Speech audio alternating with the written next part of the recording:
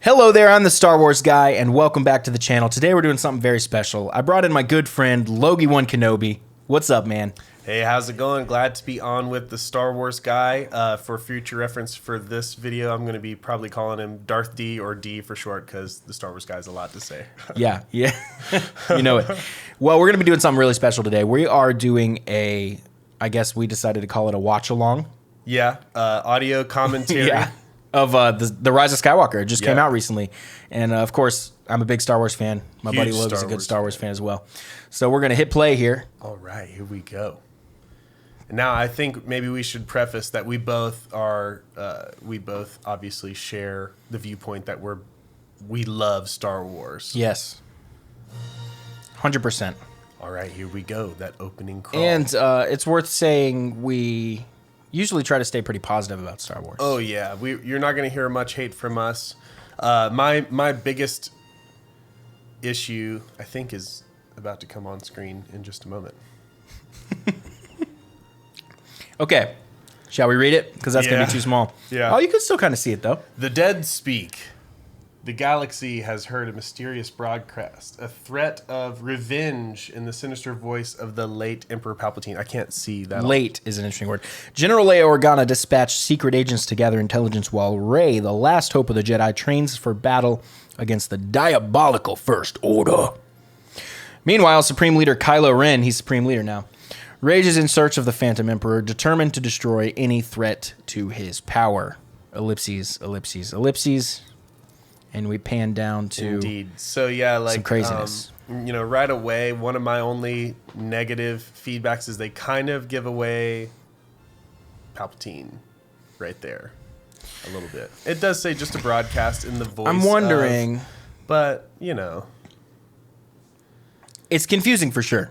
Now I will say that when I watched it the first time, and which we've each watched it several times now. And many times with each other. Two times in 4DX. Yeah, 2 times in 4DX. That was an experience for Unbelievable. Sure. Shaking seats. I had my drink and my snacks in my chair like this. This is great. Crying. Your drink spilled, didn't it?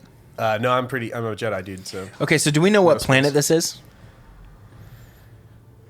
No. It's very red, and the only red planet I can think of is Crate from the end of The Last Jedi. But this is not Crate, I don't think. Well, at this point, he's searching for Exegol, yes? Yes. All right. So well, he's searching. I don't think he really knows what Exegol is or anything. He's just searching for the Emperor. Okay. So he is, and we don't know this while we're watching this right now, but in a moment, we're going to find out he has tracked a Sith Wayfinder or Pathfinder, whatever it was called. So we see that may be one of the most badass carnage moments that we see Kylo Ren do on screen yet. He just lays waste to this whole unit of stuff. He looks so young, They got these salad bowl hats, and he really just wants some salad. Right. End them. He's got helmet envy. Okay, so more red. You got to include lots of red in your final film. Red means blood. Red means bad. Mm-hmm. That's why he put some red in his helmet. It's like, dude, I'm so hardcore. I'm so edgy. So, by the way, his new TIE silencer, do you like it better or not as much as the other TIE silencer? I will say that...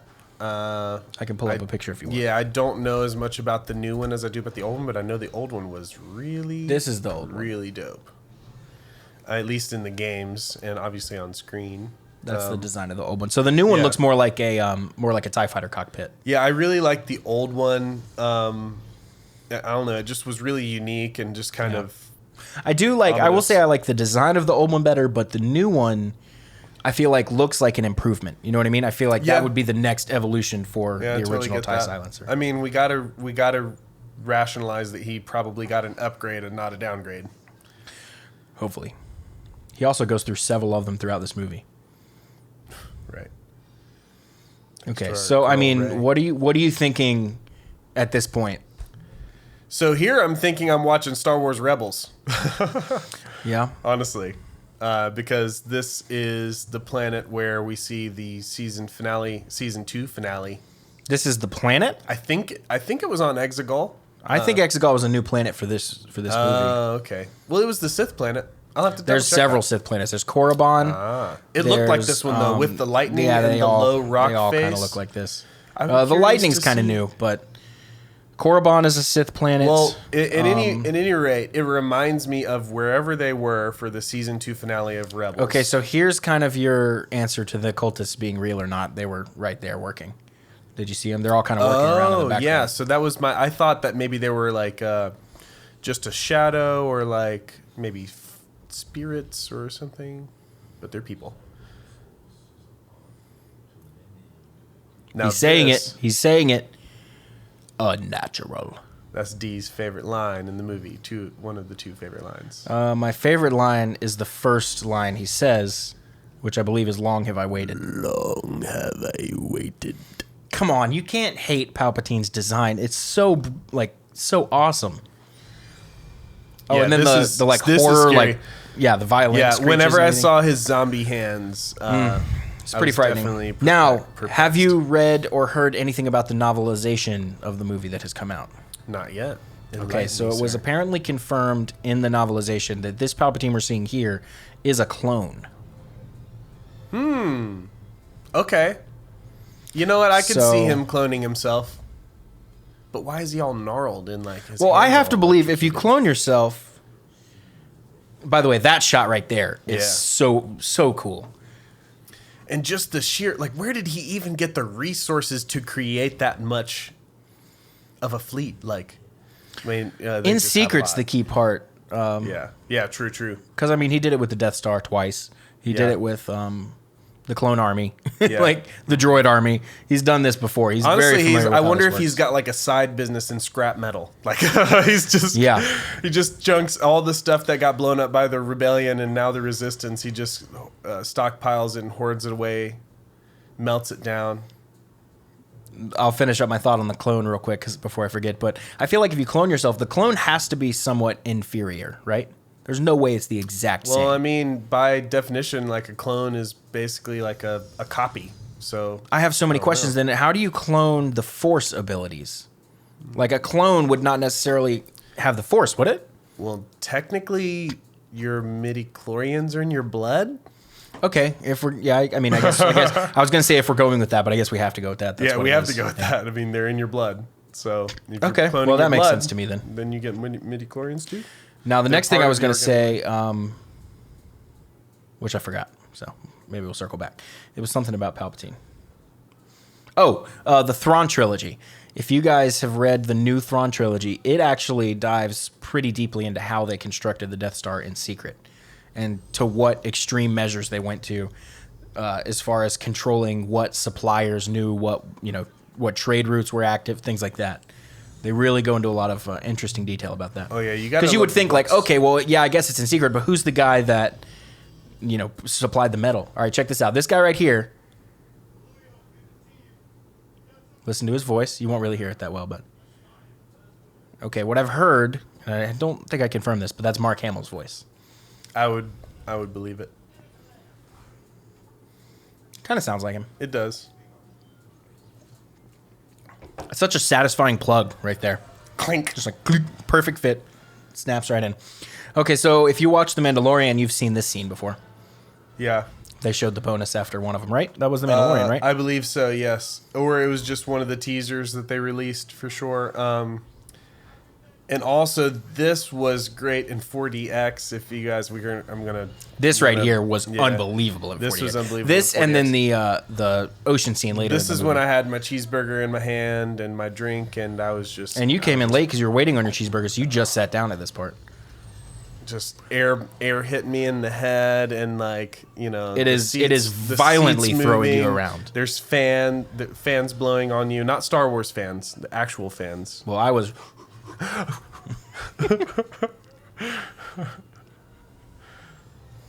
Here's a Star Wars question for you. How does everyone fluently understand Wookiee, Shriwook?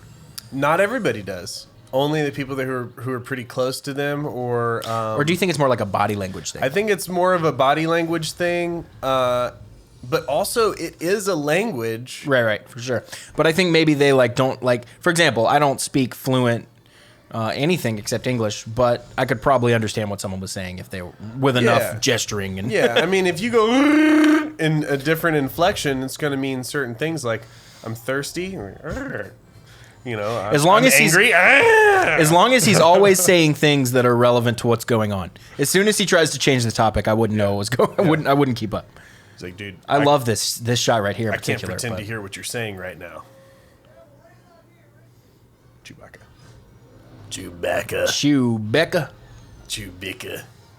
Now, how do you say the name again, George?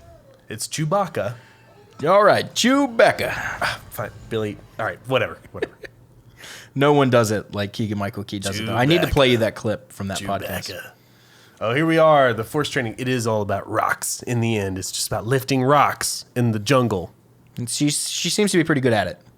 She's got she's this like, complicated infinity symbol going. Honestly, she's got an Avatar Aang vibe going on right now. She does. Be with me, she's saying. They're not with me. They're not with me. And then she does this crazy front flip. Now, right here, a little too obviously cabled. Yeah, I thought so too. It was just like really rigid. A little Now, bit. obviously, I'm not going to sit here and be like, Oh no, we're not gonna nitpick stuff. real? Like, That's not even real Carrie Fisher.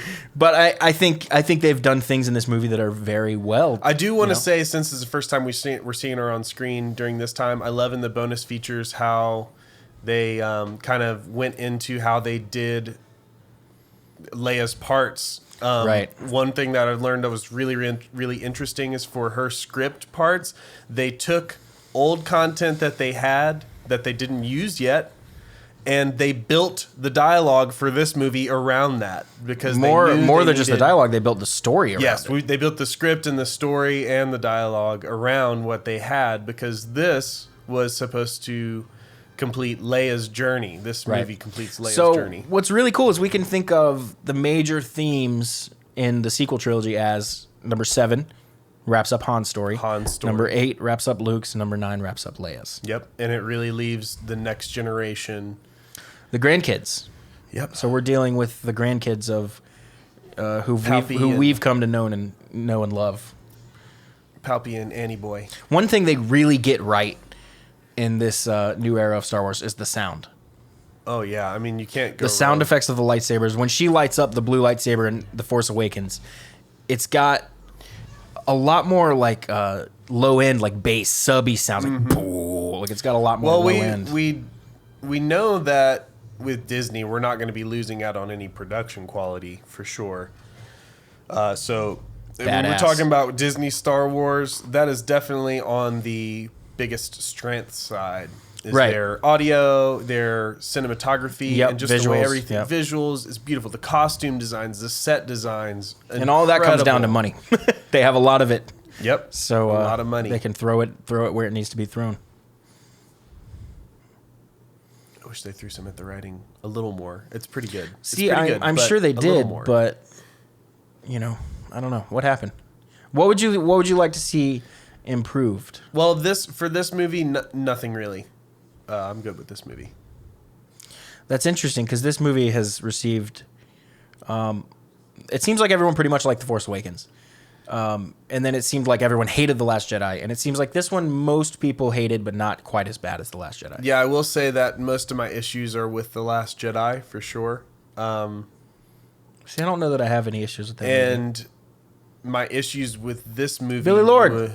That's Carrie Fisher's daughter right there. What a gem. Both of them. Mm-hmm. But no, my issues, any issues that I have with this movie could be tied back to not being set up well enough in The Last Jedi, I think. So really my main issues are with The Last Jedi, so I'll keep that out of this audio commentary. We'll have to do that one. That'll be a fun one. I will rip The Last Jedi apart and still appreciate all the beautiful parts because I love Star Wars. And I appreciate most of it, but I feel like The Last Jedi was empty. It was just really empty. Compared to a lot of other Star Wars films. Not that much happened. And there's so much that needed to happen, in my opinion. Anyways. This scene. We don't really see like genuine animosity between a group of friends in Star Wars quite like this, I think. Well, we do. I don't know about genuine animosity, but this is more like, like a good ribbing. Squabbling. Yeah, squabbling. Like, but it And seems we so see that real. in a New Hope the entire time. Yeah, you're right. It is a lot of. Aren't you a little short for Stormtrooper? Yeah, and Han Solo is on his witty remarks. Yep. And C-3PO and R2. Yeah, no doubt. But some of those seem even a little bit forced. That one just seems like two friends just really being like I'm imagining Like two upset with roommates each who other, didn't yeah. like one didn't do the dishes and one didn't vacuum. Yeah, It's like, well, yeah, you didn't yeah. do the dishes. Well, Yeah. you didn't fucking vacuum. Yeah. I mean, bleep that out. Carabast. That's so true, though. Okay, so these three right here, stars of the movie. Yep. They have to carry it, and I think they do. Yeah. I really think. Well, and Adam Driver is Kylo Ren, of course, but these three just happen to be together. And here, most of the time. that's a powerful moment where we have somebody who's not necessarily the big hero standing up to the big hero saying, like, "Are you just going to keep training here while we're out there risking our lives That's every a good day? point. Like, you're our greatest fighter, and you're Yeah. just here." And now, obviously, we know she has a greater purpose that she has to essentially prepare herself and Right. save herself, As for Luke something did. bigger. Exactly. Rose. And she's also following orders, I think. Maybe. I don't know if she has orders to stay. Pippin. Mary Doc. Mary, yeah, that's right. Now, here's the old joke I always make about Star Wars. Here's something you never hear. My training's complete. Yeah, yeah, true. Yeah. You never will ever hear that. At last, your training is complete. Or not. What do you always hear? You always hear, you still have much to learn. Yeah, still or have much to learn. Or, what's the other one they say all the time? Your training is not complete or something Yeah, like that. training not complete, pretty much, yeah.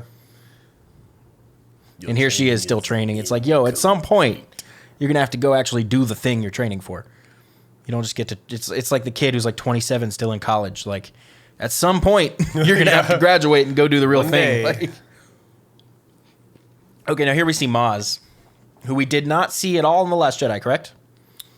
But We was saw a in hologram. But well, that's true, and was a major point in The Force Awakens. So She was like, she's kind of like the resourceful call that you can make in a pinch. And she Yeah. served that purpose every movie, except for this movie. Actually, in this movie, She's just here. Yeah, Yeah. in this movie, she's animatronic, and she's almost like Leia's I think she looks good. handmaiden. Yeah, she looks really good as Oh far no, as the, she looks good. I'm not dissing the animatronic. yeah, that's a good but she point. is She's like animatronic in she's this like an one. assistant almost. Yeah, she's almost like just there. But she's wise. Everyone seems to regard Yeah, her no, as no doubt. as But wise. it's almost like she's there to attend to Leia, is what seems like her role is almost. It also seems like she may not be fully force sensitive, but she definitely has some sort of She's got ability some to quality. feel things around her that other people don't. Oh yeah, she could be one of those species. She who knows. has Well, heightened she force knows. Later sensitivity. we see she knows when Leia's about to die, Right. and she knows that Leia has to do the whatever thing she does. That's true. That's true.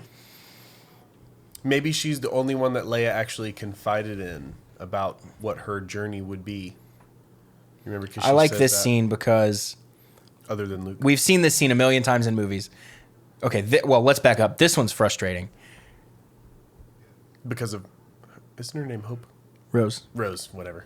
Yeah. See, I don't even remember well. Well, enough. see, she should be going with them. Yeah. But because I no way of verifying this, but because she, I guess, did poorly in The Last Jedi, no one liked her. yeah, she got bad. I feel crap like response, I suppose. corporate Disney people were like, "Oh, she tested poorly." All with, right, let's you table know. the rose. Yeah. So instead, she basically walks up and goes like, "Can't go. I have homework." Yeah. Sorry, guys. Gotta stay here and. And then we literally don't see Research. her again for the movie until the very end. Now, to circle back to what I was saying, the scene before, we've seen the scene a million times where the hero has to go do the noble thing, and he says, "No, I have to go alone." Mm-hmm. And then he always tells his friends, "No, shut up, I have to go alone." And he Yeah. goes alone. Now here we see that exact same scene, but Rey actually accepts the help, Yeah. which I think is nice. Yeah. And also, it's She's like, "No, I have to go alone," and they're like, "No, we want to go," and she's like, "Okay." Yeah. But they were also just talking about how we need to be doing more of this together. Right. So, like, it would be pretty, like, come on, we were just begging you to come out with us, and now you're going to go out alone? Yeah. Also, you don't have to do it alone. Yeah, And you I'm don't- not talking about Rey. I'm talking about in general now in movies, heroes. You don't have to do that alone, bro. It's actually going to be a lot better if we all go together because then we can. It's going to work out better. Let's take this dude out. All right. So it seems like we just got here and now we're leaving. So this movie does move very quickly. And that's something I noticed the very first time we saw it. Yeah, I mean, I kind of like moves that. fast. It's those Revenge of the Sith vibes. You just got to cover a lot of ground. And, For sure. And part Man, of that's that, a great shot. I like seeing the side of the planet. We always see the top, you know? Yeah. Part of that, I think. And here's the smelting of the helmet. Okay, so we get the Knights of Ren. The steampunk boys. The I love steampunk this monkey gang. guy. I love this monkey guy. Yeah, He's really cool, and he's got a bad vibe. Yeah, Like, he's like not in with the good crowd. underworld craftsman. And he looks phenomenal. Right here when he takes his eyes off or whatever. Chimpanzee with Yoda ears. Oh, he doesn't, does he? Never mind. I thought he took his little He goggles just looks off. pretty cool. Okay, so... And that's the finalizer. That's General Hux's capital ship. Yeah, you add some red in there. Cracked red. Now, how do you feel about this? Now, what do you mean? The helmet? The design. This is a little bit of humor right here. Oh, yeah. Does he say ghouls? One of them says Knights of Ren, and the other one says... I think he says ghouls, but the first 3 times I saw it, I thought he said they cool. just lurk around like phantoms. Yeah, I mean, I could see that being used because I keep referring to them as just like steampunk fanboys that follow him around. Basically, they don't really do much until the fight scene. And I feel like that. I feel like that's an editing thing. And I feel like that's one of the things that could have been delved into. Here's your in girl, the by the Last way. Jedi. Oh yeah. So right here, a little bit of trivia for you. When she pops up on screen, down at the far end of this scene, you see the lady down there at the far end of the table. That is Alec Guinness's Granddaughter. Sally Guinness, I think. Pretty great. If But she gets her own scene, that I'll person point there it out. beside Hux, isn't that the lady who is doing the the special effects for like the explosions in the desert scene? Isn't that her? It looks similar. I don't think it's her though. Oh. Okay, that's a pretty cool move. And he just asked a question. Here we are back to that theme of just the guy in the black mask just hurling people around when he gets angry at a question. There they are. The cute little guys we saw in the Yeah. special effects. We saw them spending hours setting them up and getting them just right. Somebody had to create those little... Okay, this right here. This shot, starting here to this. It was in the trailer. Yep. Just absolutely gorgeous. Mm-hmm. The This richness set- of color.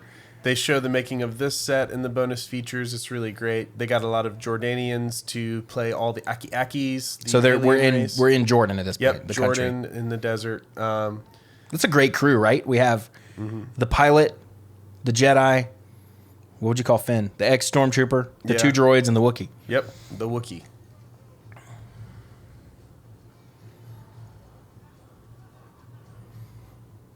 I forget exactly what 3PO says, but he says it happens once every 40 or 41 years or something. Yeah, it's definitely... And they've just happened to shown up on that day. Like, I have to imagine that this festival lasts more than a day, though. that's true. Well, yeah, like a weekend, whatever it is. It's probably like a week-long thing Yeah. or something. Okay, I don't like the idea of poison gas being shot into the air. Hello, Look baby. at the little baby Aki-Akis. That guy's clearly a There's human. a scene in the special features. That where guy's a they're- human. What is he doing? Yeah. He's got a straight up goatee. Yeah. Okay, let's talk about this right here. Oh, the little robot babies. Or Right. no, those are puppets. That's right. So Yeah, they have, dug a trench. Yeah, there's several scenes of them just digging holes in the desert and building underground like cockpits for puppeteers and special Yeah. effects crew. So they basically would just dig desert. a big trench, set it up for puppeteers to be able to go down into the trench and then work the puppets from the ground up. So Oh, you worked on the Star Wars set? What did you do? Well, I was on the backhoe before anybody else came in. I just dug it a was hole. hot. I dug a hole. I dug a hole in the ground. and It's then, cool. I got my paycheck and I went and dug another hole somewhere else for some other movie. Yeah, that's got to be cool. Although at that point, it's not like it's a. I feel like it's not just like a movie specific construction company. It's probably just a construction company. Yeah. No. Oh, yeah. I Okay, mean, so it now could be she's a- in her dyad with Kylo. This is one of the more fascinating parts of the sequel trilogy that I really enjoy. This is where you can do a lot of speculation and the beautiful mystery of Star Wars that we love, where not everything is always fully explained. But here we understand that there is a mythic dyad, there is a force connection that is basically inevitable because of their parentage and their... Which is and the interesting because connection it's that they not have. like Palpatine and Vader were really that linked. You know what I mean?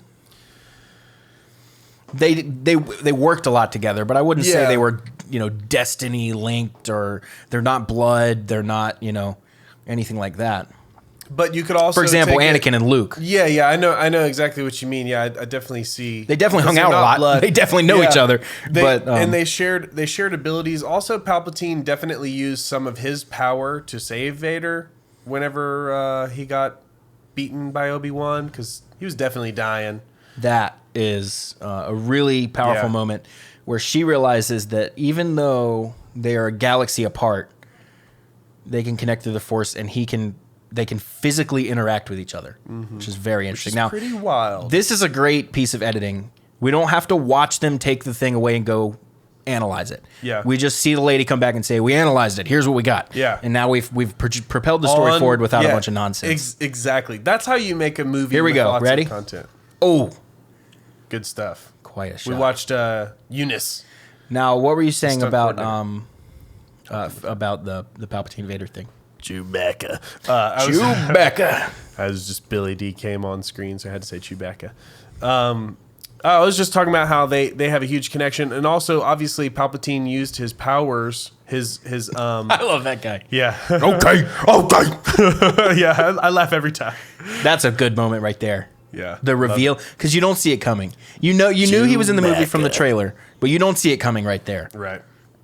It's not what you expect for sure. I was just saying that, Palpatine definitely uses his Force abilities of creating life through the Force to save Vader at some point. So now we know that kind of imbues the other person with their power. I see. And I think when you share Force powers with another person, you just you grow a connection whether you want that connection or not. Right.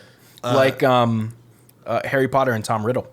Yeah. Essentially, it's like a connection that, and I believe is confirmed because I believe this is a canon comic. It was like a Darth Vader comic where he has a realization that Palpatine was definitely the one that was responsible for Padme actually dying, because he stole Palpatine. He stole Padme's life force to keep Anakin alive during that scene in Episode 3. That's why Padme dies. Because Palpatine is using his power to influence midichlorians to create life in someone who's dying. He gets that from Padme because of their connection. So that being one of the first Force powers they really shared, and I'm sure telepathic communication over decades and other Force powers that they shared grew that connection very strongly. Oh, but also, in that comic, Vader realizes that Palpatine was responsible. He kind of comes to that realization, and then he cracks the glass of the viewport on the Death Star because he's angry. And I have to think from that point on, he just doesn't trust Palpatine, even if there's a connection there still, Yeah, I kind of rambled about that. No, I know what you mean. I was just thinking how it's interesting that we flipped it now. So we know Darth Vader was bad, but Anakin was good, and Palpatine was bad. But now here we have the descendants, the grandchildren. It's the other way around. The Palpatine is good, and the Skywalker is bad. Yep. Because even though Ben has the last name Solo, he's got Skywalker blood because he's Leia's daughter. That's where his Force power or son, from. Sorry, Leia's son. That was a cool moment in film. They fly now.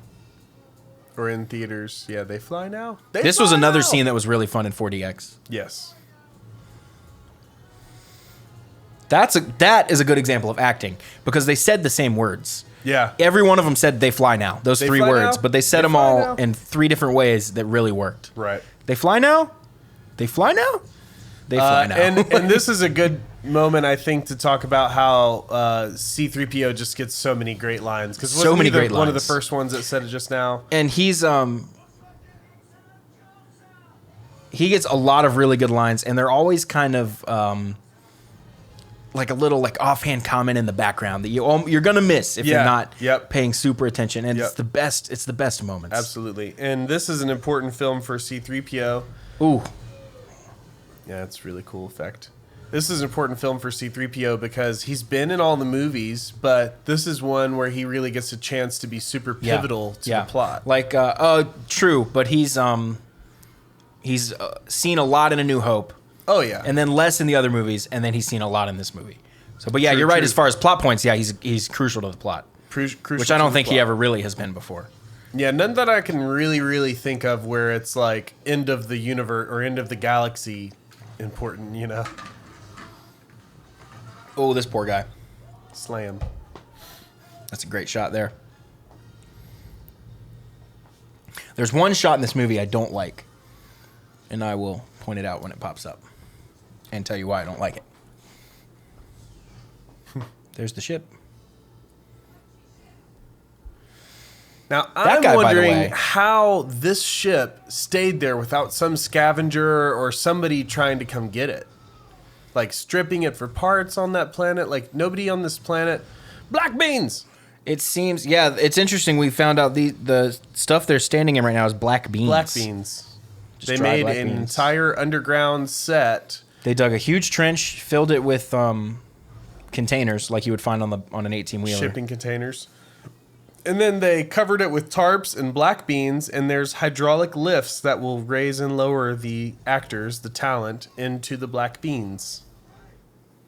And the whole time we're thinking it's gravel or sand. Okay, or and something. that is one of the problems with this movie, right there. Yeah, okay, I see. Finn says, "I never told you," and then I don't think we ever hear it. We ever hear anything about that again. My theory on that is he was going to tell her. This is a and funny his- scene. Yeah, I love this. We'll listen to this. Well, they probably won't be able to hear it super well anyway, but True. This guy's funny. It's gonna be incredible. You're not This gonna is- believe how well this is gonna turn out. This for is us. how I'm going to start reacting to like work problems, Yeah, work yeah, issues, yeah. anything like that. It's like, yeah, this is going extremely well. I'm actually relieved But about his phrasing, he says, "You're not gonna believe how well this is gonna You're not work gonna believe out." how well this is gonna Right here is one of C-3PO's great lines, and we're gonna circle back to that thing we were talking about a second ago. But Yeah. they're, I guess, Oscar Isaac's character Poe. I guess he's asking, "Is everyone okay?" And he doesn't ask C-3PO, but C-3PO chimes up from behind and goes, "I'm okay." You didn't ask, sir, but I'm okay. No, I think real quick, my theory on what Finn was going to say is that he was going to do. It was an allusion to the stereotypical. I just want to let you know I love you before we die. But I also feel like Disney is trying to pull away from some of those tropes. So I think they wanted- created in, like, yeah, the 50s. exactly. I think that they were wanting to allude to one of those common Disney tropes, honestly. And then That's interesting. The reason he never so says it's it comedy. in a way, You're I think thinking. it's meta because there's another level of it too. So imagine if you were in that situation, you thought you were about to die, so you were going Right. to scream out "I love you," and then you don't die. Would you ever want to talk about that again? No, that's very true. No, you'd never want to bring it up again. So I think that he was going This, to by the way, say "I love you." just a Mercedes symbol. Yeah, totally. Just all a it is. It's just just- a Mercedes. it's just a yeah. Mercedes. That's totally what I thought the first time. It's just pulling up in my Lincoln, or no, it's a different type That's of so car. funny. But yeah, I mean, that's what seems plausible to me because we Yeah, know I that would- Finn I would has agree with feelings that for for her sure. just based on the reactions, like Do the you think facial so, though? expressions. I mean, from I mean, what we've like seen from like early on in love the feelings. attraction. Attraction, but I think he's, you know, even if there's attraction, I think it's kind of blocked out by like the brotherly bond. Oh, no doubt, which is why he feels foolish for almost saying that as his dying breath. I'm sure that he thinks So now. you think that's what he was going to say? He had a chance to rethink his dying words. That's a good point. And he was like, that was a really stupid thing to say as I was dying because I don't really love her. I'm attracted to her and I admire her. She's a hero. She's somebody that I would die for, but I don't love her and I don't think she loves me. And I can feel that. And he also has some kind of force sensitivity in the form of being able to feel the force alludes That's to. what most people think he was going to tell her. Oh, that he has force powers? They think he's trying that basically the whole movie to get her alone to tell her like I think I have the force. But why be so secretive about that is what my That's a question good is. point. I don't know. You wouldn't have to be like I would just tell everyone like this is a close circle of friends. Like Dude, you're I got force powers. I have force powers. Yeah. I have force powers.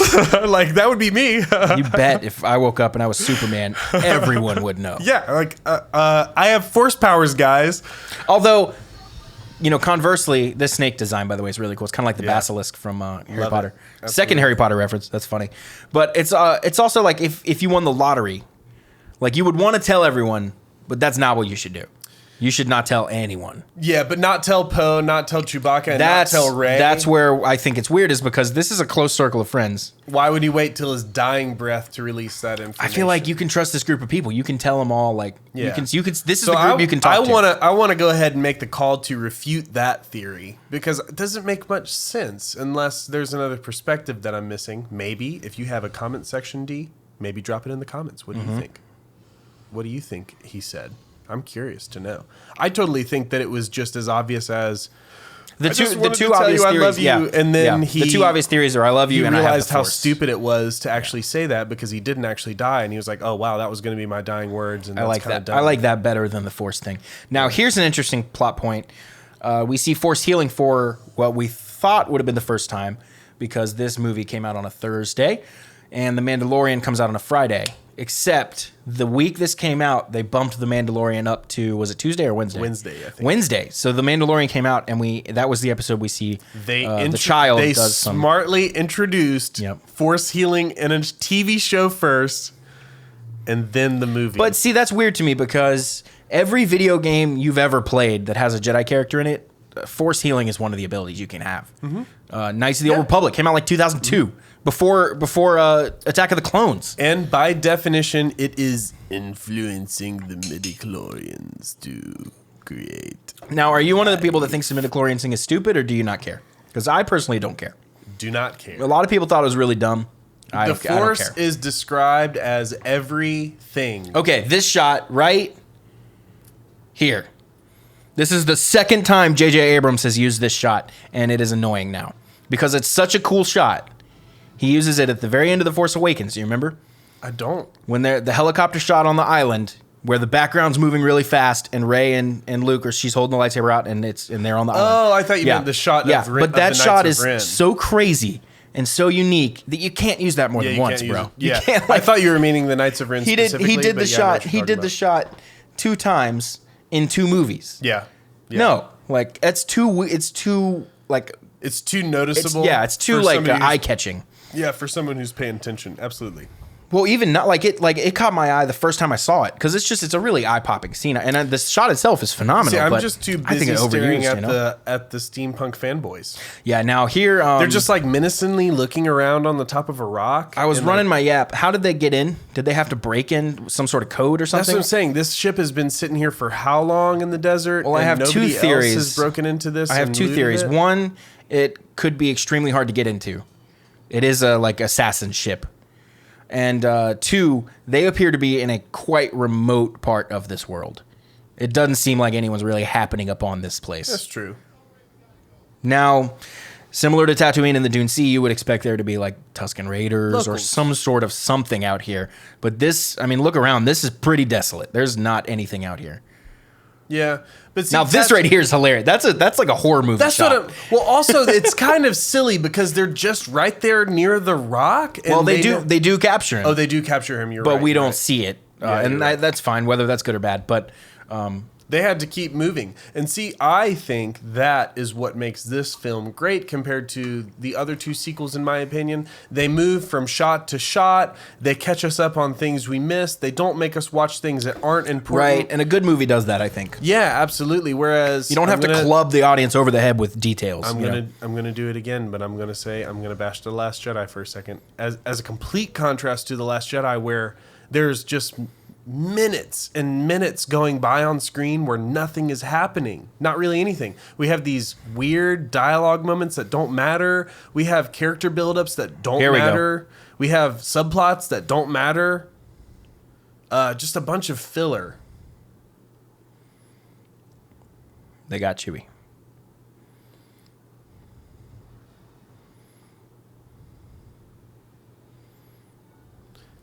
And I wonder, how did they get Chewie and not get everybody else? Chewie walked out on his own to scout or to get Rey or something. Yeah, you're right. And they just happened to snag him. Now, I presume they saw Rey too, but obviously they're on pretty strict orders not to mess with Rey. Right. Leave the girl to me, says Kylo Ren in every scene. Leave the girl to me. They get lightsabers right. I actually found out the other day. Wait. I have to do the finger point. He does like the really aggressive, like. Yeah. No, the other day I got a good Adam Driver Ben Solo impersonation. Can't do it now. This was the famous scene from the trailer. Yeah. A great scene. Chill bumps. Maybe even tears. Now, this relativity, she must be going extremely fast. Running right there. Well, I take it as she's getting a running start for her jump regardless of the speed of the transport. No, I get that. I was just saying the relative speed to which that transport was approaching her was way too slow. Yeah, I see what you mean. Like, that thing is doing like 700 miles an hour. We'll call it a Jedi run, but it looked no. like normal speed. Yeah, she had to have been force running or force speed because force speed. It was catching up on her Which slowly. we know is perceived as instant, like almost instant movement, because we see a force run at the beginning of the Phantom Menace. Yeah, very quickly. It's so fast. They literally jet down the hall in a stream of light, it seems. Now, this power here, this is pretty intense. Yeah. So it's great moments like this, watching armpit back, where you just see all over that she's a Palpatine. Like, the Force lightning is a huge, blatant clue. It doesn't seem as obvious in this moment. Now, But is this... I'm trying to remember. I didn't feel super surprised whenever I found out that she was a Palpatine. Why? I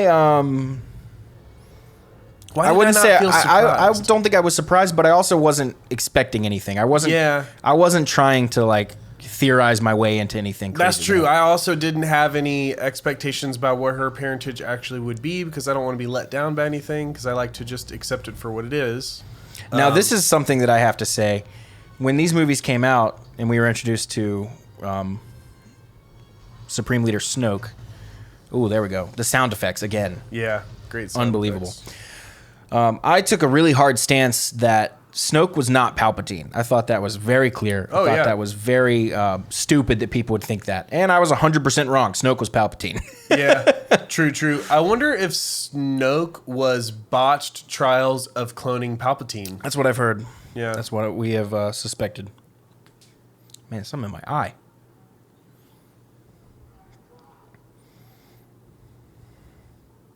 Now, at that point... Okay, so here's the thing. If you've only ever seen the Star Wars movies, the only person you've really seen do Force Lightning is Emperor Palpatine. We do see Dooku do it once or twice, but it's mostly Palpatine. So if we've only ever seen the movies, we see that and we think Palpatine. But those of us that really love Star Wars, we've seen Force Lightning from tons of people. Yeah. Especially in... The Clone Wars, probably. The Clone Wars books, games, Force Lightning is not a Palpatine thing. It's just a thing. It's a dark It's no side. different than Force Push. It's just something you yeah. can do. So that is why when I saw that, it didn't scream Palpatine to me. It just screamed dark side. Like, oh, she's got dark in her. Like, Yeah. I didn't think like, oh, she's Palpatine. Like, Or I even thought of it as the literal face value of what they portrayed it as, which is Ben just kind of forced that out of her. Right. And and I consider it as a dark side power. I don't link it with Palpatine specifically either. and Obviously, right that's there, the she most just said she's had visions of her and Kylo Ren on the throne dark together, yeah. which would have been cool. Here's a question: why don't movies ever take risks like that? Why don't they just Why didn't they just make Rey turn evil and reign over all creation? I mean, not for something like this.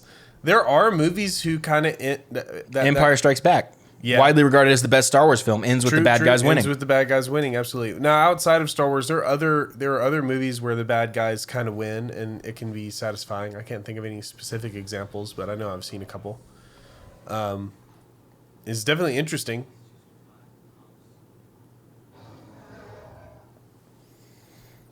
I love how they take every chance they can to make Hux look just like the biggest wimp. Yeah. Every chance they can. In the first two what movies, I thought he was super good. weird? He even commented on Kylo Ren's new look, or telepathically, accidentally commented on. Well, he sensed unease at his appearance, sensed unease is what at my Kylo appearance. Ren said, and then Hux goes, "No, sir, about the mask, I very like good. The mask, very good, sir. Very good mask. I love it. Red, favorite color. I don't think that says a lot about Hux, though. I think that just says something about Kylo Ren. What really was going on was Kylo Ren sensed his unease that he's a First Order spy. Oh. And he perceived it as, oh, this guy's scared because my helmet's weird. Gotcha. Or just anger that he was in the room, and Hux hates Because you Kylo wouldn't be Ren. able as a Jedi to sense why someone was feeling the way they were. True. You would just be able to sense, okay, this person over here in the corner is extremely stressed There's out. some unease. And no one else in here is stressed out, so what's going on? Yeah, okay, I'll take my spin on that. And essentially, he was more unsettled that Kylo had entered the room because he hates Kylo at this point. That's definitely a factor, for sure. yeah. I don't care if you win. I just want Kylo Ren to lose. I'm the spy. We holding hands? Holding hands? We're holding hands. They make him hold hands. Yeah, that's so funny.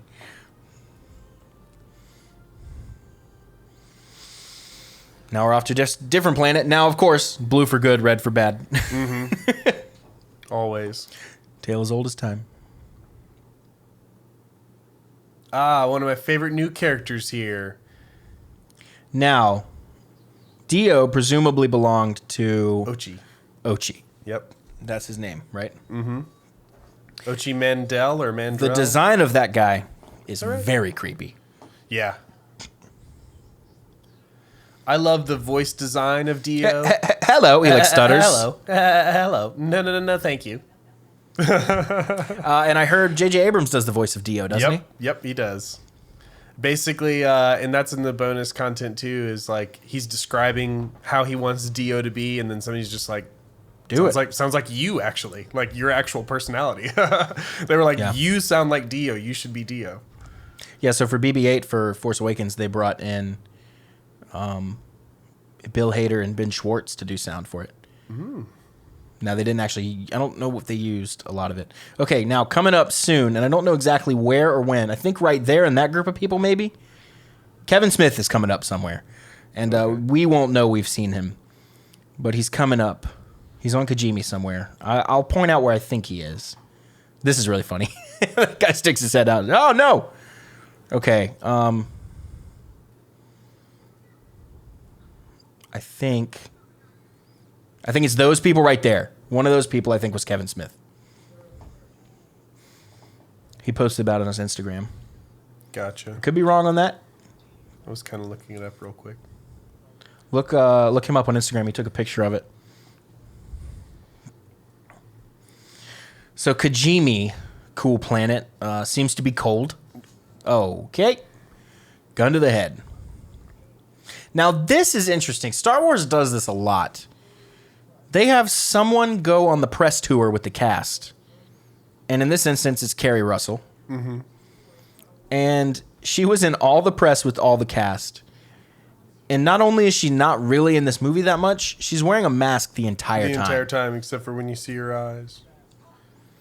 Here, I pulled it up. See if you can find the post. I don't know what it looks like. Well, you have all the accessories on your phone. Oh, the bells and whistles. It's going to be a ways back. I think it's like right after the movie came out. It's another great moment. I love the bickering. They have great bickering in this movie. The heroes bicker really well. Star Wars has always kind of done good about that, you think? Yeah, but they're the bickering... best we see it is Anakin and Obi-Wan. True, but theirs is still polished. You know what I mean? This bickering feels like real bickering between friends. I don't know. It has this genuine feel to it to me. I mean, not that I'm a bickerer anyways, but it just feels natural.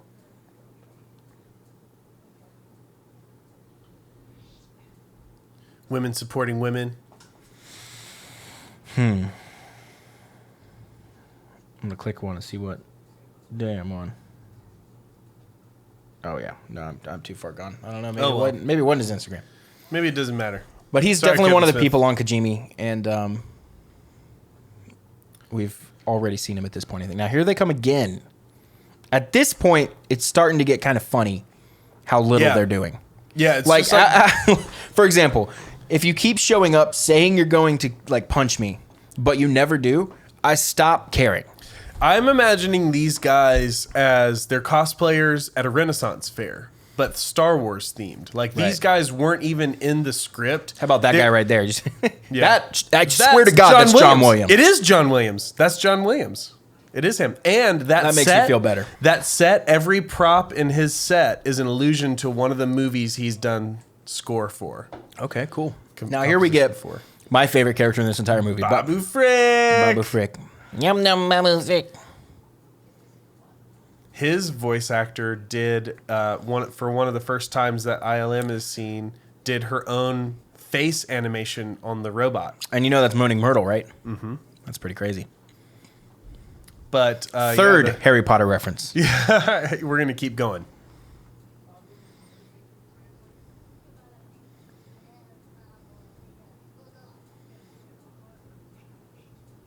How does someone get to that voice and realize, oh, that's the one? Yeah, I don't know. Hire talent and hope for the best. Another really funny C-3PO moment coming up where right before he goes down, he says, I think I found another way. Some other thing we can do. And here, I was very suspicious that obviously he was going to get his memory back and it wouldn't be that big of a deal. Yeah, and I've heard people say that that's kind of frustrating. Where do you fall on that? I feel like it was a really sweet moment for C-3PO. Yeah, this is no matter what, but would it have been more powerful if he's gone for good after this? I don't care. But also, I think it's totally rational that R2 would have a backup memory because they've already wiped C-3PO's memory. Yeah, and droids are always getting their memories wiped. Yeah. So it's not like, But nobody's ever wiped R2's because They he would speaks plan for it. binary, I suppose. And he's not a protocol droid anyways, so most of those things are irrelevant to his programming. But it seems rational that if they consider each other best friends, R2 considers C-3PO his best friend, that he has a backup of his memory. Yeah. And in one of the episodes of the Clone Wars, Anakin Skywalker has to go after R2-D2 on a rescue mission, even though no one wants him to, because he tells Mace Windu and Obi-Wan Kenobi that he's never wiped his memory, and Obi-Wan is blown away. He's like, "You've never wiped his memory?" Yeah. Yep. Leading me to believe they basically wipe memories after every mission. It's possible, and Anakin's reasoning is pretty plausible that it makes R2 better at his job. Ahsoka actually says having his memory has basically helped us more than it's hurt us. Yeah, absolutely. Absolutely. Of course, as they always do with Anakin, the Masters just kind of let it go and let him do his thing. Yeah. And it's also reasonable that a maintenance droid would have backup files for other droids. You know? That seems like under the category of tasks for a maintenance droid. Now, what do you think about that cast thing I was saying where when they go out on tour, on the press tours, where they're doing all the podcasts and all the talk shows and all the game shows and Jimmy Fallon carpool karaoke or whatever, that's Corden, but whatever, they're doing all that stuff. It's usually the main cast, right? So you would expect to see Oscar Isaac, Daisy ridley, John Boyega, the guy who plays Chewbacca. I know his name. I'm not going to try to pronounce it because it's just going to be disrespectful. Mm-hmm. Junis, I guess I'm trying. Sautamo, something like that. We'll go with it. God, he's a really cool guy on Instagram, though, man. You got to follow him. Word. You would expect those people. You would maybe even expect Anthony Daniels. You would expect Adam Driver, although Adam Driver's never there. Yeah. Adam Driver usually doesn't show up on a whole bunch of things. He seems to be a pretty cranky guy, which I kind of like. Yeah, cool. He walked out of an interview. He does all sorts of fun stuff. So I like that about him a lot. But Kerry Russell was there. This girl. She was on all the press tours. Now, I'll give it to her. She's hilarious. That's the thing. I think they choose people who want to do it, who would be good at it, and maybe also are pretty. Or, they're also considering diversity. They need as many women, as many. And also, she doesn't really get to appear in the movie, so they might have been throwing her a bone. So why? This way people will... That's like having basically a glorified extra. You know? But her personality and her acting translated even through a costume is where they give her a lot of credit. No question, she's a good actress. Yeah. And she was a really funny... And that moment when she lifts her visor, though, that's really powerful. Yeah. Bleep that out. But she has a cool costume, though. Yeah. Very cool. Oh, here's Babu's best line right here. Well, after this whole thing.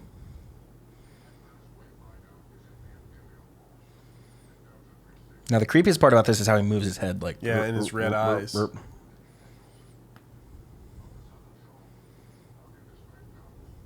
Only this blade tells. Right here. Ready? That's my favorite part of this entire movie. He's like, I did it. Right after the creepiest thing C-3PO's ever Yeah. done, Babu Frick's like, ah, Hey, we did it! Okay, now the finalizer has arrived. She looks like she has freckles there. She probably does. So she feels Chewie. Weird here, because how does she feel him here but not earlier? When she zaps this ship and he's on a ship over here. Literally way closer Yeah. than that finalizer is to her. Distracted, maybe. That's true. She was just coming from chopping Rin's ship down. Yeah, and she thought she killed him. And she thought he was on that ship because because Finn said he was on that ship. So she didn't maybe look into it any further. She was just like, oh, he's on that ship, you know. Whereas there, she was trying to feel out and trying to reach out with the Force, and she also felt Chewie.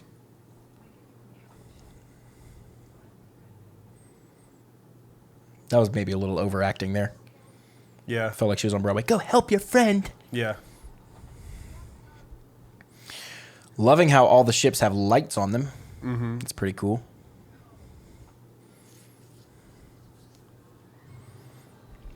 Now, what she handed him was a First Order Captain's Medallion, which basically gets you on a ship, no questions asked. Yep. There they go. Lights down. No lights. Keep it quiet. Granted, you can see the engine lights pretty easily. Mm-hmm. So I guess you put it in this little thing. Leading me to believe, is that a universal thing? Because this is an old ship, remember? Yeah, I'm imagining that it transmits the codes you need for clearance, regardless of the vessel. Right, but the chip reader. Oh. Because this ship, you gotta... How old is this ship? So I have to assume that their piloting methods and their cockpit orientation on every vehicle is pretty universal, because in this universe, a pilot is a pilot. That's true. Yeah, now, notice how they...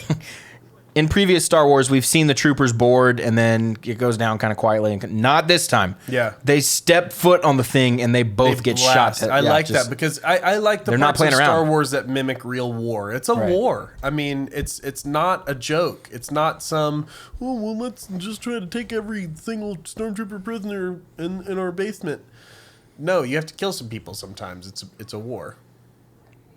Jedi mind trick. Wouldn't be Star Wars without the Jedi mind trick. Yeah, true. This is funny, though. This is a great Jedi mind trick. Thank goodness you're here. And then the other guy goes, welcome, guys. Welcome, guys. And the way he says it We're really glad is you're just here. brilliant. Yeah.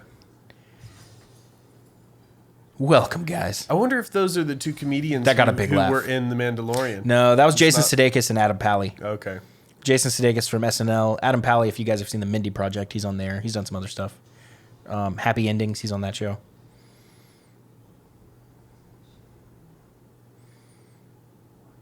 Jason Sudeikis has done a ton of stuff. But yeah, I was really excited to see those two guys, the two scout troopers at the beginning of one of the final episodes of The Mandalorian.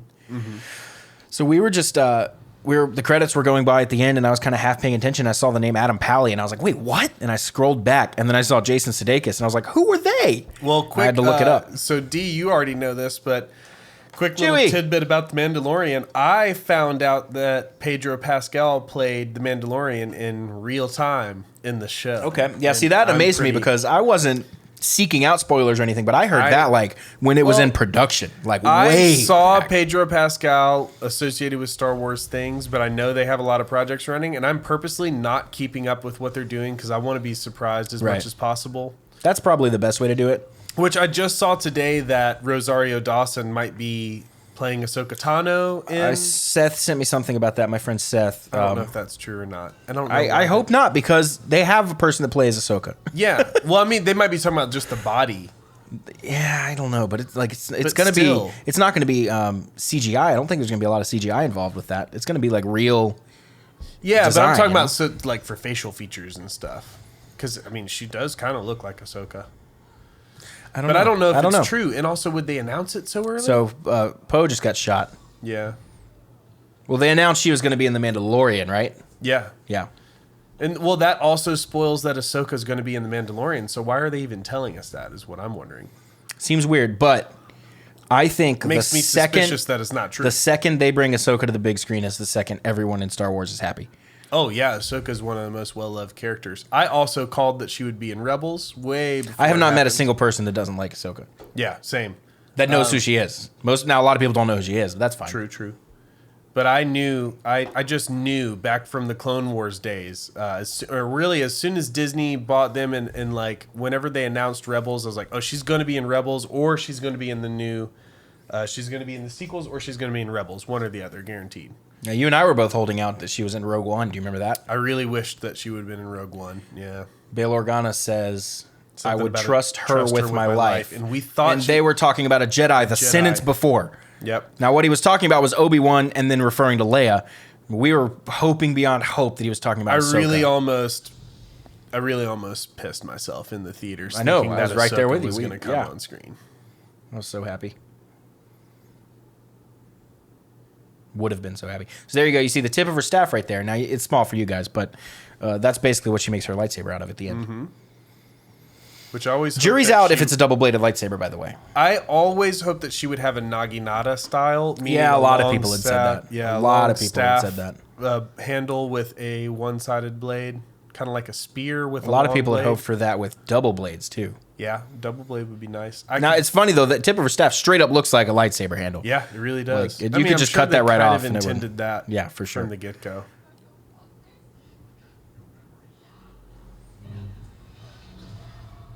So they can connect literally physically. In this scene, how he didn't notice her holding the knife in her hand earlier, because he knew the knife was on his ship.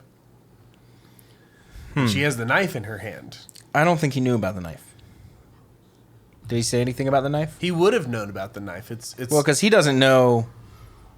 He doesn't know that she's looking for the Wayfinders, right? You're right. Yeah. But the knife. What does he think they're doing? The knife was in his That, chamber. by the way, was beautiful. How they change scenes when he passes by the camera. Yeah. The knife was in his chamber with Chewie's stuff. And they even analyzed the necklace. He was even... Right. No, he grabbed the necklace, though. Well, he's trying to find her. We know that. But what does he think they're doing? I don't think he has any idea. I think he thinks they're just running.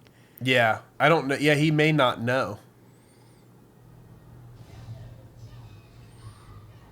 Now, it's really interesting that they can connect physically. Yeah. They can touch each other. They can hit lightsabers. They can grab things from the environment around them when they're not in the same area. They can't see each other's surroundings. Because it's like a green screen. They see you in their world, which is kind of cool. That guy. He kind of looks like a wicked Maz Kanata. He does, and he actually might be the same species. He probably is. But he looks pretty scary. Pretty scary looking dude for Star Wars. Not a lot of horror elements in Star Wars, you know? The pedestal fall. That was a big moment in the trailer that I wondered what was actually happening. I saw that scene where they cut the pedestal together. I had a theory that they were going to some Sith planet and like destroying something together, but I was totally wrong about that, obviously. It was just in Kylo's chamber. Now, since he saw that, he knows exactly where she is, obviously. The finger point. It was an unfortunate item to fall. She was in my quarters.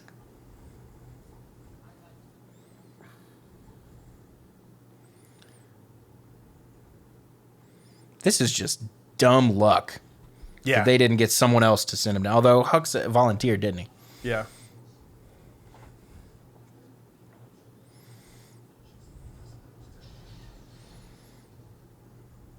And there they were talking about the thing again. Finn obviously doesn't want to talk about whatever it was that he was about to say. I'm the spy. I knew it. That's Poe is all of us whenever we find out information that we definitely did not know. And there's I knew it. Rey with a bowcaster. And we see this sometimes, but a bowcaster just destroys dudes. Like incredibly it's like 10 powerful shots weapon. in one, basically. It's like a shotgun, pretty much.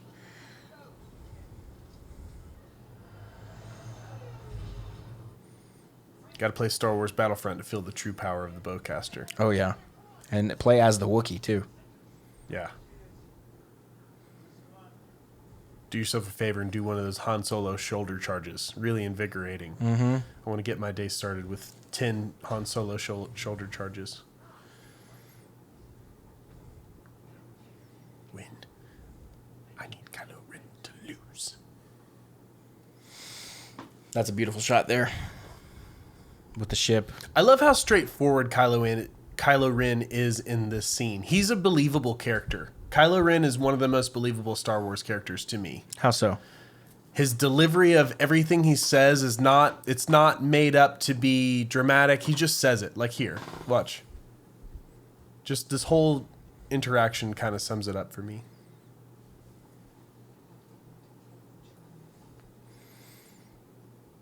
Must be very frustrating to be Rey. She has so many questions. See, he like gets straight to it.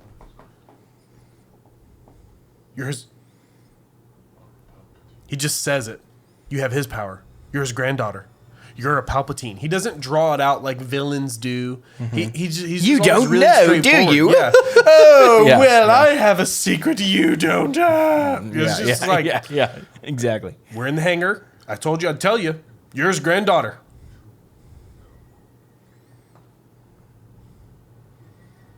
No, this is frightening. And I really just believe his demeanor is believable. His actions are believable. Like, people joke about how he's like an emo fanboy of Darth Vader, but that's also how that's people what are. he is. Yes, that's also how. Of course, that's people- what he is. Yeah, absolutely. I always thought he looks badass. The only thing, and of course this isn't any fault of anyone's, is Adam Driver looks very young. Yeah. He's in his 30s and has kids, and he looks like he's 26. like 22. Like Yeah, maybe 22 in some scenes. Not with the scar on his face. yeah, he's looking a little grizzled right there. The way she says that, I've always loved. I do. Here comes the Falcon. Now, here's my question. Oh, I was going to say, why aren't they doing anything? But I guess they kind of are. They're shooting. And that was a good move. I love Kylo bracing himself. Yeah. Everyone else just gone, but he braces I himself. feel like he does some kind of force power there to stay footed. She's really kind of holding a little too long there, girl. This right here, that was always a little weird to me. There's a big old force jump and a pull around. The jump But was you fine. can The see spin around was kind of weird. You can see her cable work. I love Daisy Ridley, but I feel like she's a little afraid of the cable work, and you can kind of see that in the bonus features. She's just like, she totally can do it, but I feel like, as we've noted, Ooh, that guy's not playing around, dude. yeah, I love that. I love the sudden. That's a great twist. So we have a twist that Hux is the spy, and then immediately a twist that Pride finds out instantly. Yeah, instantly. He knows what's up. He's not dumb. Pride is a seasoned war general, so he's not. Yeah. So here's what happened. Hux asked to go kill them, and then they mysteriously escaped, and Hux comes back injured. Yeah. What's going on here? Also, I don't like Hux anyway, so I'm going to shoot him. Yeah. And if I'm wrong, whatever. Like, Nobody will care. Also, my boss doesn't like Hux either. So yeah, that's true.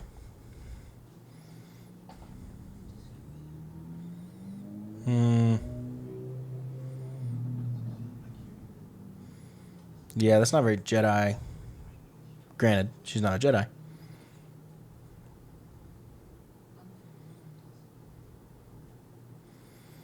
Now that line bothered me because you can read it two ways. I'm afraid no one does. How do you read that line? well, I think that she just feels super lost. So it's more And like it's more like a lonely like Yeah, no one understands me. everybody's telling her something else. You know, Kylo Ren's telling you this, and Sidious is telling. Well, she hasn't spoken to Sidious yet. I think General Leia's telling you this, and Luke is telling look you at all the this. planets. There's 1, 2, 3 planets and 2 moons in that shot. Yeah. Now, the two ways you could read it, I think, are 1, she knows herself, or 2, she doesn't know herself. Yeah, okay. Like see what if you mean. if I know myself and I know there's dark in me, and I go, I'm afraid no one knows. I me. feel like You don't know what I got it, you know? As Kylo says, she knows more than she lets on, but those are probably repressed memories that are somewhere deep in her subconscious. So I feel like she's beginning to understand who she is, even though she felt like she didn't know before. Now she's saying, everybody's been telling me my whole life who I am. Now I'm finally starting to realize who I am. And I don't think she's liking it either. She's not loving it. Now this, I'm obviously this planet has a name. I don't know what it is. This is the. Isn't this off of Endor? This is one of the moons of Endor, because that's where I thought Endor was a moon. It is called the forest moon of Endor.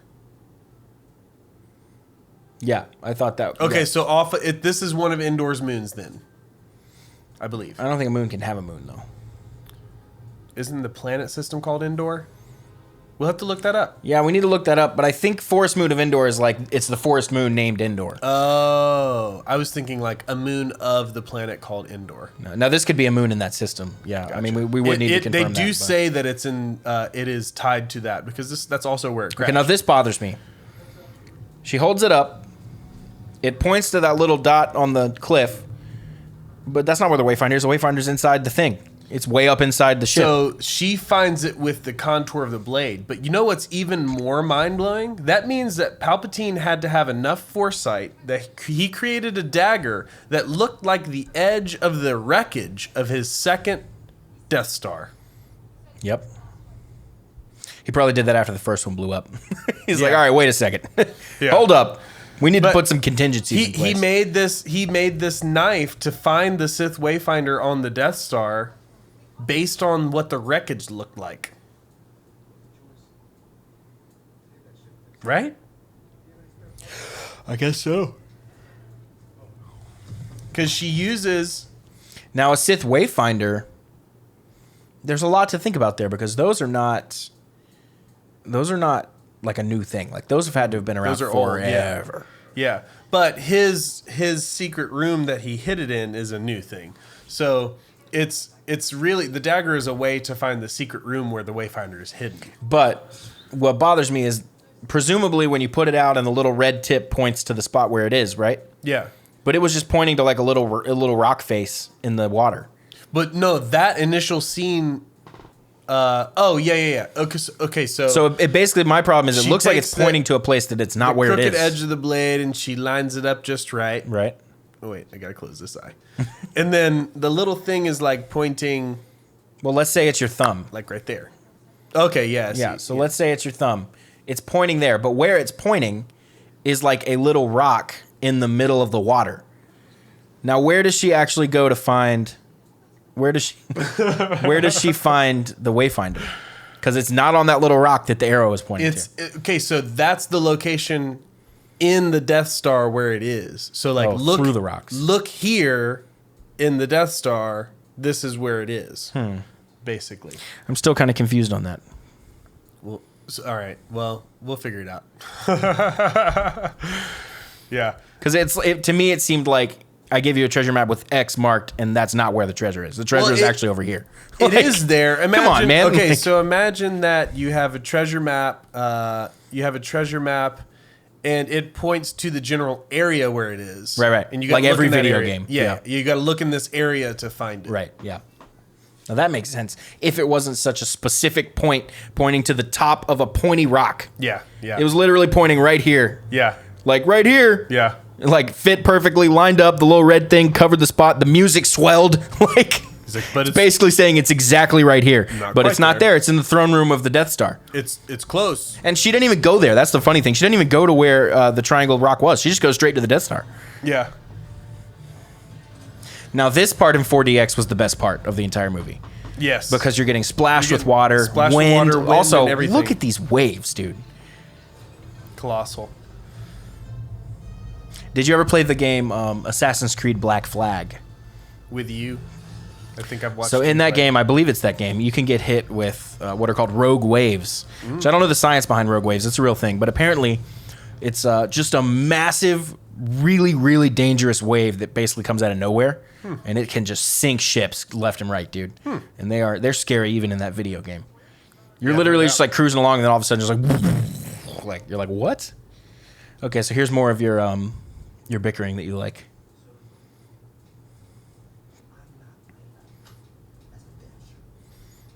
We get a cuss word. Yeah. That seems like a real moment between two friends who are... Yeah. In a stressful situation. Yeah. You know? Mm-hmm. I just feel like those actors did a good job of portraying those scenes very Also, the little smack of the leather glove against the leather thing. Like that was a good sound effect. Also, why 4 binoculars? You don't have eyes here. Double, dude. 4 is better than 2.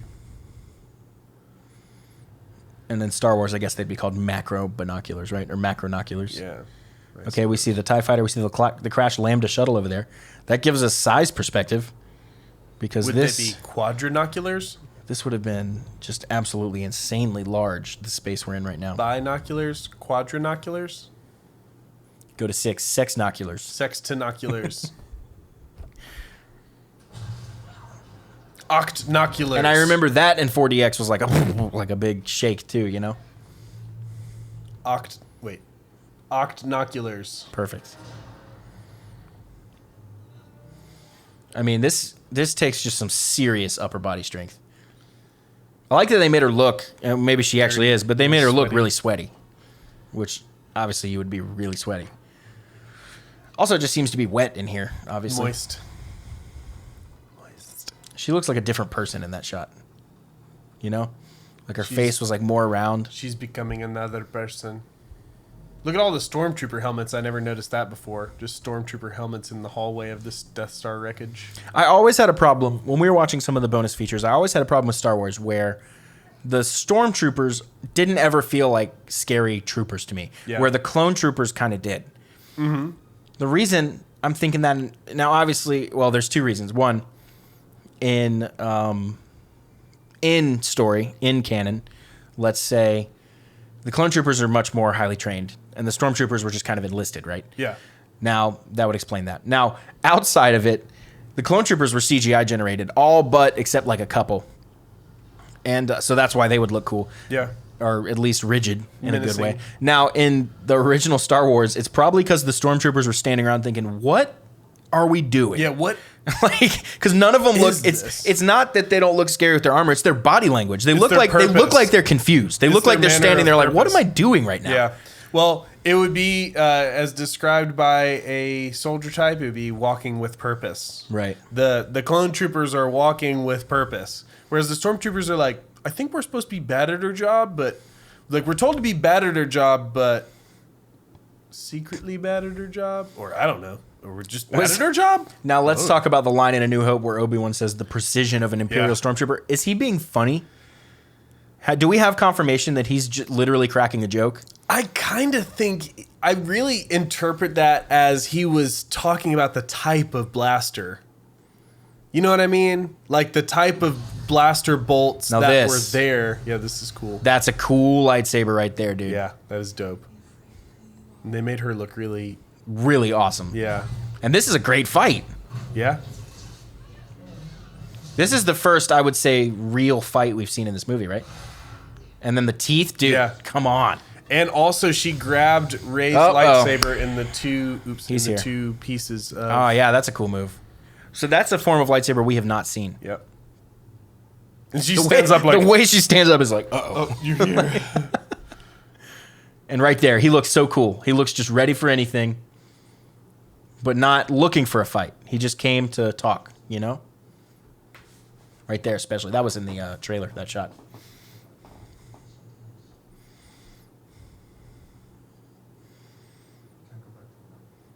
You came trying to prove yourself a Jedi, but you've proved something else. That's a good line. She can't even talk. She's just whispering. Give it to me.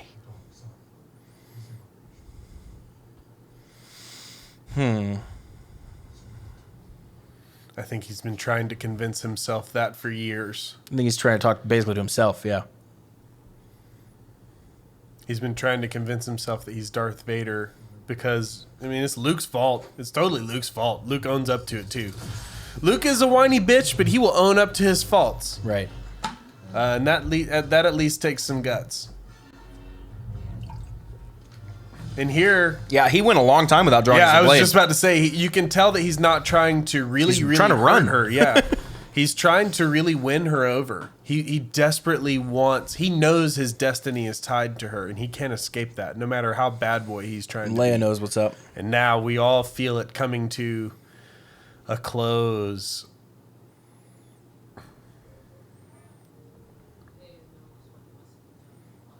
Yeah, like how does she know what's going on? She Maz knows. has She some knows about. mysterious- She knows about the fight that's going on literally right now. How does she Yeah. know that? You know. She has some mysterious force powers that we don't know about, for sure. He feels it. He hears it. Could that girl Janna be standing in any more of a badass pose? Yeah. She was just like, "Sup, bro."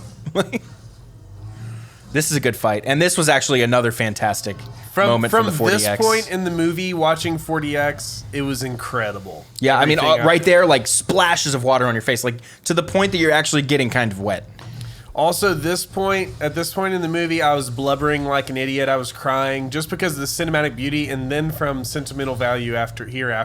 I just started crying it's here. just Star Wars. It's magic. Yeah, when the waterworks were on screen, at this point, the waterworks were on face as well. I was just crying. It was magical. So I couldn't be He happier with actually this jumped movie. so high and so far that he jumped over her. Over her, yeah. And landed in front of her, even though she jumped He pulled first. his granddad's move. That's an Anakin move, jumping over the opponent. Dude, you're making me miss Anakin really bad. Yeah. I love Anakin so much. I would give almost anything to see some sort of movie or show or even an episode of a show of Darth Vader before the suit. Yeah. Yep. That scene where he goes and kills all the Separatist leaders is one of my favorite scenes in that Yep. movie. Because he's just so awesome. Now give He's him a so red powerful. lightsaber. Yeah. Now, have you seen, did you ever play, and we might have talked about this, did you ever play the Revenge of the Sith video game? No. Okay, so at the end, you can actually, when you play as Anakin, you can actually beat Obi-Wan, and it unlocks an alternate ending scene. And I will have to show you that scene after this. That's Remind me to cool. show you that. Yeah, absolutely. I'm going to type it over here so don't forget. Where's my mouse?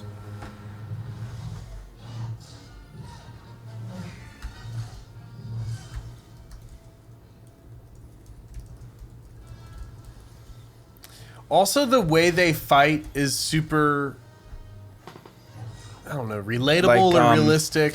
It's like unrefined. Yeah, unrefined. It's sloppy. You know, they're just kind of like hacking away like knights swinging would. at You each know, other. there's no like where in the prequels we see a lot of finesse. Yep. A lot of Well, the contrast is those people trained lightsaber dueling in different Every day. forms Every day. single day, all day. with their peers. With There's their tons of peers them. and you know. other masters, grandmasters. These guys have lightsabers. And that's about it. They have lightsabers. That is a great shot right there. Now that shot, do we know if that's actually Leia? Because she's shadowed out. Yeah. So they could have easily CGI'd that because there's no detail. In fact, that might actually be what they did. Yeah. Because this all could be CGI. Now, Yep. it doesn't really look like it, but it's also kind of hard to tell. Now, this is yeah. where she's not a Jedi at all. The symbolism of just stabbing him with his own As his mother's dying. as his mother dies, which is the reason she's able to beat him. Well, now the idea is she just killed Kylo Ren. Yeah. Ben Solo's still alive. Yep. But And you can see it in his face There- right here. He looks like a lost little kid right here. Leia, using all of her force energy to call out to Ben, Mm-hmm. gave Rey the distraction she needed. Because Right realistically, here, Kylo's face. Rey wasn't going to win this fight if Kylo actually wanted to beat her. Right. But for sure. Kylo, fortunately, does not want to kill her right now. This shot right here. He's just a lost little kid. However old he actually is. Also, His- right there, it looks like he's wearing a bulletproof His vest. story, in my opinion, his story is very tragic and heart-wrenching, I think. As much as people make him out to be a joke, I do not see Kylo Not Ren at or all. Ben Not Solo at all. as a joke A lot of people, I think he's a very relatable character. people love Kylo. I mean, I see people that don't, but there's people that don't love, everything. Yeah, there's haters on There's everything. people that hate macaroni and cheese. Come on. Now that, as great of a graphic job as they did, that has always been really disturbing for me to watch. It is. I just am so uncomfortable looking at a hole in someone's body. Now we can't. It's hard for us to tell what's rain and what's sweat and what's tears, but it's all there. That was me in the theaters. Sweat, tears. And he knows. Water. He knows what's up. Ben knows. This line is one of my favorite lines. Ben's hand. Oh. Then she just leaves him. Anyway, bro. Ben's, but you're not Ben. Okay, now this comes up. This is my theory that I will stand by. And she steals his ship. Nice. This is my theory that I'm going to extrapolate on later. She has now given him Force life energy, right? Okay, so that's going to come up later. I just wanted to point that out. Oh, okay. Yes. She has healed him. She's imbued And him. presumably you can't create energy out of nothing. It'd be the same as matter, She's right? passed some of her She has energy given to her him. own energy, the same way Leia just did as well. So together they both kind of healed him, I guess. Leia way. healed the spirit, and Healed his she healed the spirit. body. Yep. Damn, this is deep. Also, how dope is it when you die to be covered by a sheet like that? Yeah. That is just the coolest way to go, or the coolest way to be like honored. And she has like her quarters are in a cave. Like they're really rustic at this point.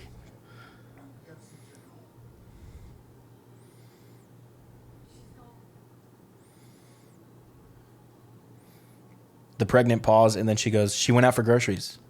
Chewy. This part. Yeah, because that's his last friend at this point. Man.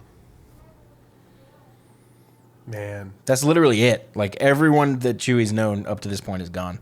I mean, he's got his new friends, but Yeah, but all the he's OGs old are gone. too. He's like super old. He's dude. like 300 Wookiees, or so yeah, years Wookiees are old.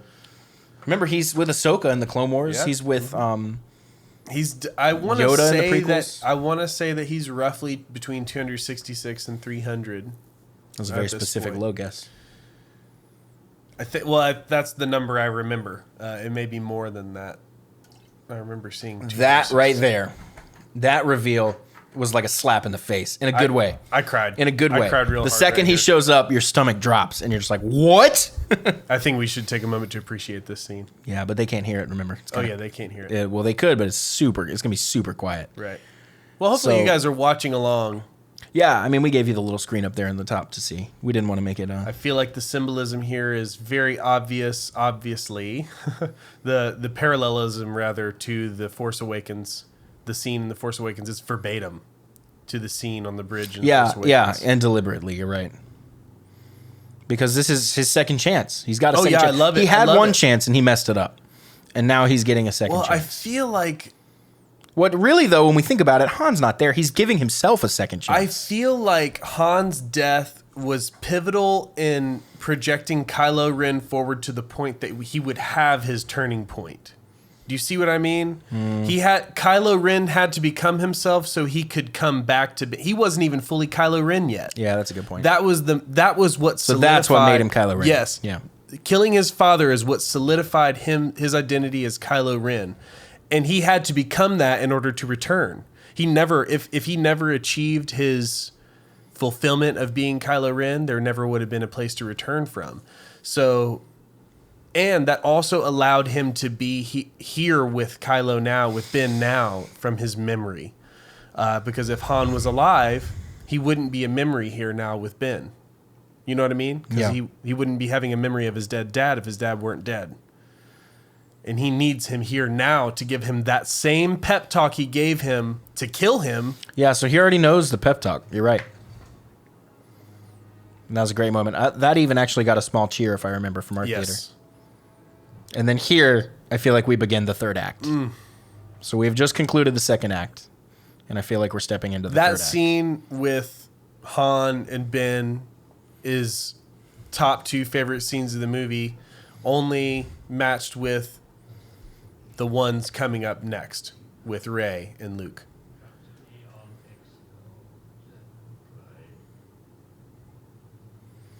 Okay, so that's a really interesting scene that I feel like goes by too quickly for most people.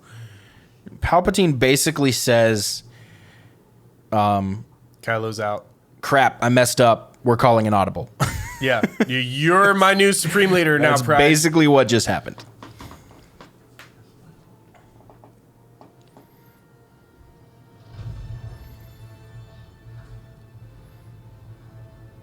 Okay, now every ship has planet killing capabilities.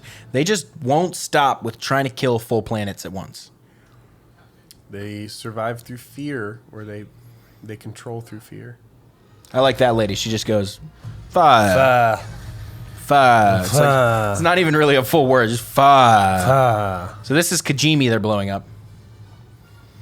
So, and that right there always looks super fake to I me. always think it looks super weird. It looked like from like 1930 King Kong or something really weird and fake. It looks like they just had a gobstopper in front of a camera and like Yeah. a stick of dynamite. Or Yeah, something. yeah, and they put it inside of it somehow. Like, Yeah, it's like, all right, now paint the gobstopper to look like an ice planet with Japanese architecture, and then blow it up with this black cat mama firework. Blow it up with this cap gun. Yeah. Or do you remember those little snap pop things that you'd buy like a bag of and you slam them on the ground and they'd pop? Yeah.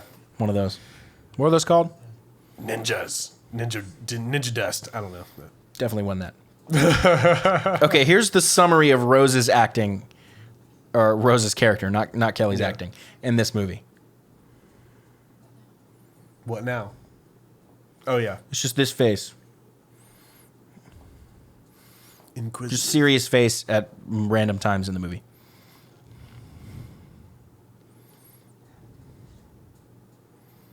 Now, I really felt for Poe there because I put myself in his shoes. I was like, I would also not know what the fuck to do. Yeah.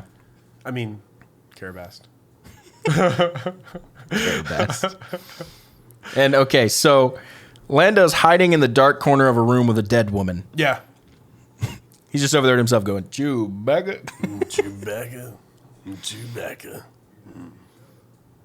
And Chewbacca. I have to play you that clip. You will die. Now it's kind of like getting worse all the time. It's kind of like a running joke throughout the podcast that they do. Yeah. But man, is it funny. I'll have to send you that.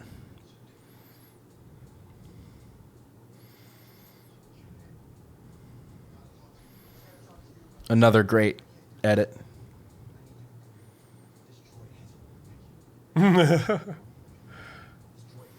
That's a good life lesson there. Take a minute to say thank you. Be appreciative. I got that every time I watched this movie. I realized every time he got to that point, I was like, "Oh, that's nice." Yeah. He took a second to be like, "Thank you, by the way." By the way, I hear and understand what you said. that. Yeah. Another pressing matter. However. Okay, now we're on Acto, and Ray's upset. Clearly. Yeah, this is my other favorite scene. Porgs. Porgs. Gotta love the porgs. Also, her clothes are suspiciously clean again. Gotta take time for laundry, bro. Every day's laundry day. I think that your clothes are just automatically cleaned in hyperspace. It's just you're just going so fast the dirt gets left behind. You know, right? Totally plausible. Star Wars logic. Old Luke is badass, though. You gotta admit. Force Ghost Luke is peak of Luke. I think Luke Skywalker peaked after death. This is his best. This is best Luke Skywalker. You think so? I think everybody thinks he's kind of the best in Return of the Jedi with the black. I'll make my argument with the black. in about 2 minutes. Okay, cool. When he's lifting the X-wing out of the water, full circle, bitch. I mean, Carabast. So she is just communicating with spirits at this point. Yeah. Are Force ghosts really there? That's a Yes. question. Yeah, but like if someone's just walking by, would they see him? Maybe not. I mean, you have to be in tune with the Force. And possibly even in tune with that person. Yeah, Because yeah, we quite seem to possibly. get that when Yoda says that he's been working on how to communicate with someone and he got in contact with Qui-Gon at the very end of Revenge of the Sith. Mm-hmm. Master Qui-Gon. It's one of Obi-Wan's last line. Master Qui-Gon. But I feel like he's giving his best motivational speech that we've ever seen. Mm-hmm. The other time that Luke Skywalker would have peaked is beating Jabba the Hutt in Return of the Jedi. And obviously Return of the Jedi. But as far as sequel Luke, obviously he peaked after death. He was kind of lame when he was still alive. Return of the Jedi Luke, though, and obviously this is probably a sign of the times that it was 1983, but his lightsaber fighting style is the equivalent of swinging a baseball bat. Yep. Like he's not a finesse guy for sure. Now this is awesome. Honestly, I think that's why he was able to beat Anakin That down. lightsaber hilt is beautiful. Yeah. The kind of rose gold Yep. on the inside. And the shiny silver as well, or shiny metal. Man, that's awesome. It's here that we learn that Leia was training to be a Jedi. We kind of knew that, but we never really got confirmation. Yeah, not confirmation. This is probably the best lightsaber fight in the battle right here, or in the movie. This little clip, like the moves they're doing are awesome. Yeah, that's true. As short as it is, the moves are really awesome. Now we see Luke here, and he looks awesome. Perfect. Now we see Leia, and she looks like a video game. Yeah, it kind of looks pretty fake. That shot right there looks like a video game. A really good video game. Now, also, it's worth noting that Billie Lourd was her daughter was the person, the actual person in the mask. I mean, like, honestly, what do you want from them? Like, they have to do something.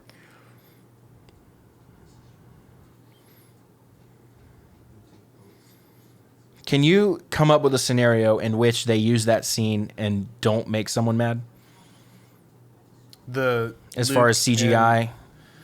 Because they could somebody's going to be mad. They could either just use someone else, in which case people be like, what? Well, why not use... Why not just CGI her? Yeah. Or they could CGI her and then it's like, you disrespectful. CGI? Now, the obvious answer is don't use that scene, but, that's you not... need that scene. It's not really how that goes. Here's your favorite. Yeah, so this is a powerful moment, of course. This is where I'm saying, like, this is the end cap on Luke's story. Full circle, in my opinion. The beginning of his Jedi training and the end of his Jedi journey. And we hear Yoda's theme as well. Yeah, pulling an X-Wing out of the water.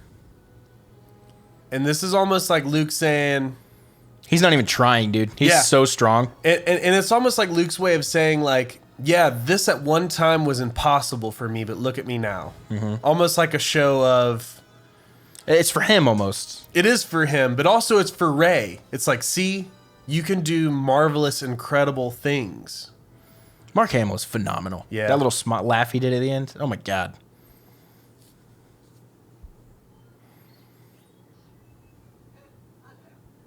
The message I take from Star Wars... Oh, so this is one of my favorite C-3PO moments. R2-D2 visibly recoils. Yeah. Wait. Yeah. You don't know who I am? No, I love earlier he calls Babu Frick one of his oldest friends. Yeah. And now he's like, wait, I don't know you. Yeah, that's great. Yeah. And now he's got his memory back and he doesn't remember that whole time in between. Right, he doesn't remember the mission. He doesn't remember the mission. He just went on. So he gets his memory back except for the part where he got his memory So he comes back and the first thing he says is, I'm about to go on my first mission. And R2's like, you just did, bro. You got Another satisfying plug. Yeah. Star Wars is full of satisfying plugs. Something fits nicely into something else with a little click. There's Rose again. Just... I have to look really serious all the time.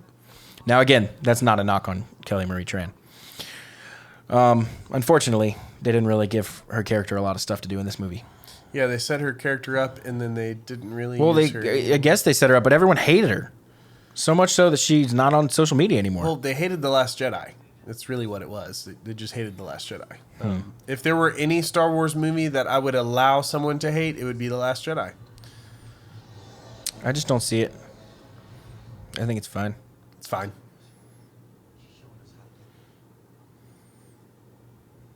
He's always got that curl in his hair.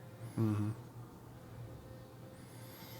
All right. So here we see it all depressed coming Chewie together. And I think at this point, we all know. He's nodding like, all right, one last go. All right, Yeah. we'll try it. We've done this 7 times already. Yeah.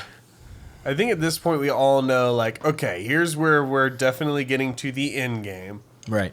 This is going to be the final battle. This is going to be the final win. But how?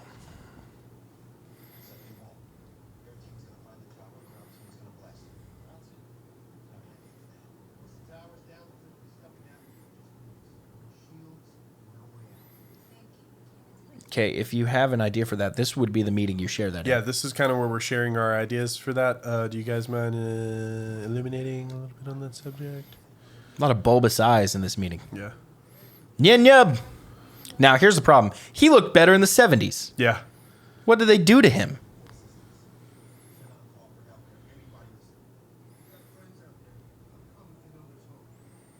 That one extra right behind Poe looked directly into the camera during his line. Really? That's funny. Yeah.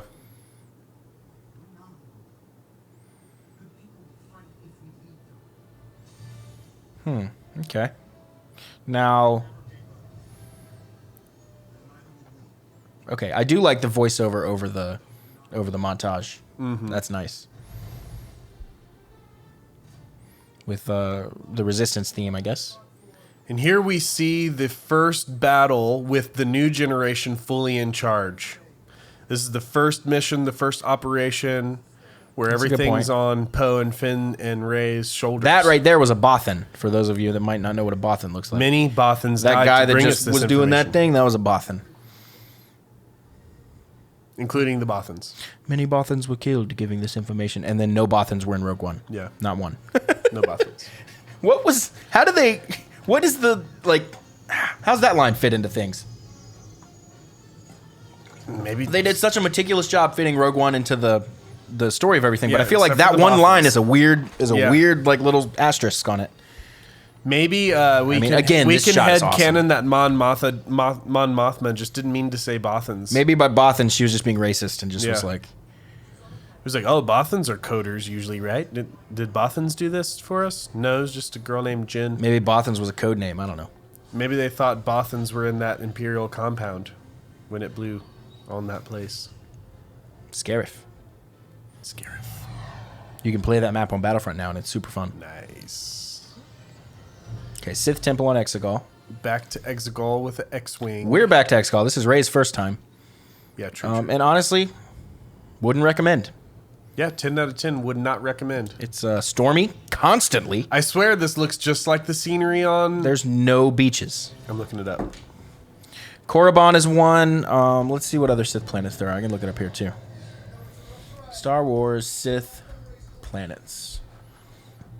Moraband. That's the one I was thinking of. Oh, It might be Malachor Mor- 5 is another one. Mustafar.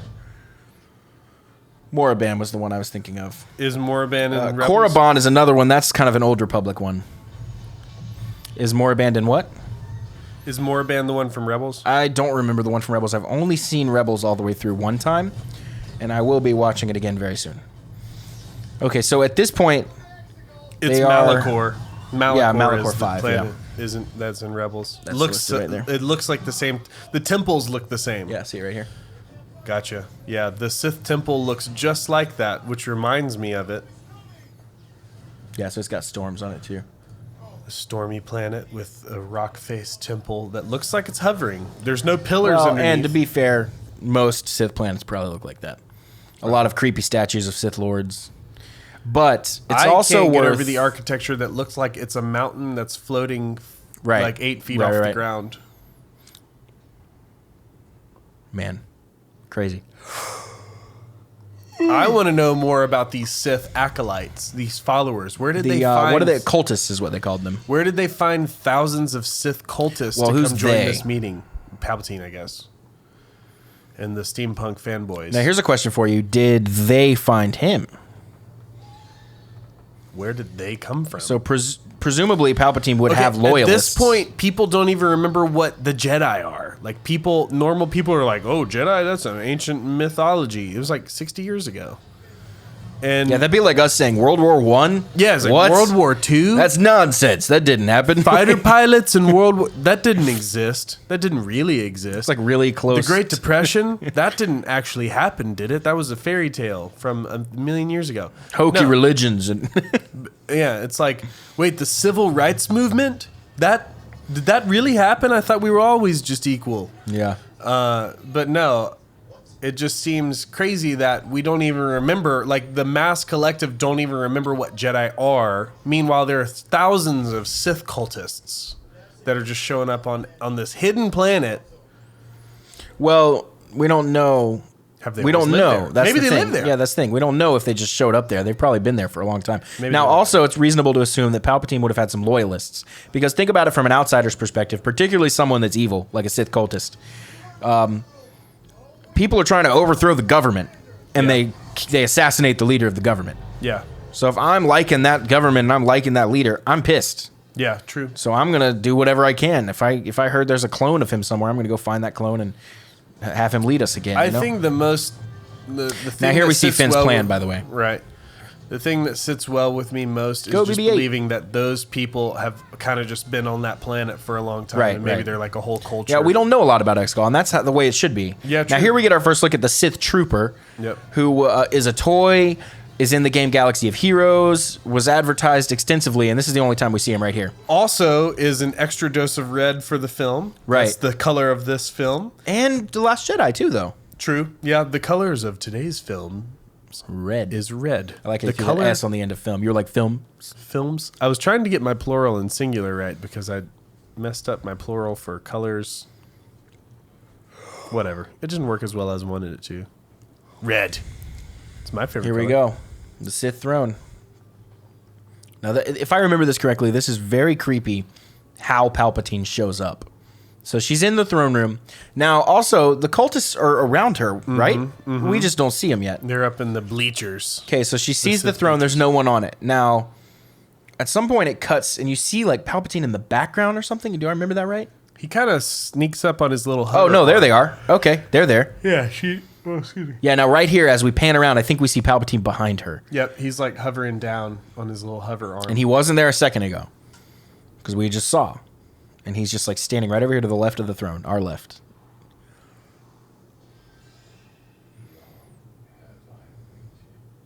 There it is. That's a great line. Okay, I was a little wrong. No, he's there. Okay, he's there, yeah, but... he's hovering. Yeah, now that... A lot of Exegol, I feel like, draws inspiration from horror. Which I don't think we've ever seen any sort of horror-related thing in Star Wars, even a little bit. No. And there's a lot about this, about Palpatine and Exegol in particular, that is horror. Scary. Yeah. Down to the music with those little violin, those screeches, the lightning, the changing faces, the zombie hands. Zombie hands. He's controlled by a machine. There's 10,000 people in the stadium chanting weird things we can't understand, and now they're surrounding her. And this giant robotic everything's black arm and dark. that's, You can't see hovering anything, him like- off the ground. I love this giant robotic arm. Where is it attached to? We don't know, yeah. Maybe it's attached to like an IV kind of cart. So it just kind of rolls around It's with like it. it's like hanging down from the ceiling. Yeah. So it's like it's But what if it attached to goes the up a ceiling. pole It's like and got then- a little. It's like a little claw arm. Yeah, I don't know. Drop a prize. Get a Jedi. This is his audible. Oh, refocus. Here we have some speculation to do. no. There you go. There you are. Nice and sharp. There we go. So this is his audible. His plan was to have Kylo Ren kill her. We know that.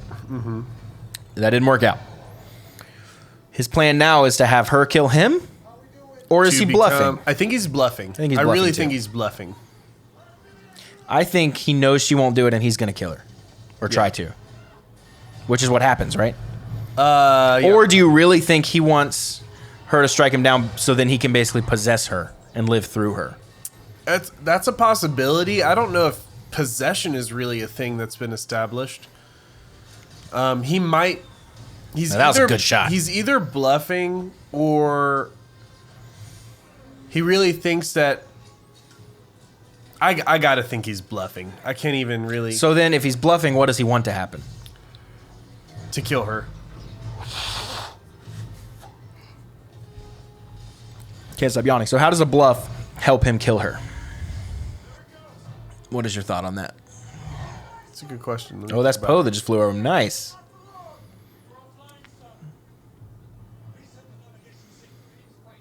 So do you think he bluffs, kill His me? motivation- He knows she'll say no? it. His end game is taking over the galaxy again and being in ultimate power. So they are trying to stop him from doing that. She is trying to stop him specifically. Right. It could be that he really does think that if he stalls long enough, that she'll be alone and he'll be able to trap her and force her to do things or actually be able to turn her.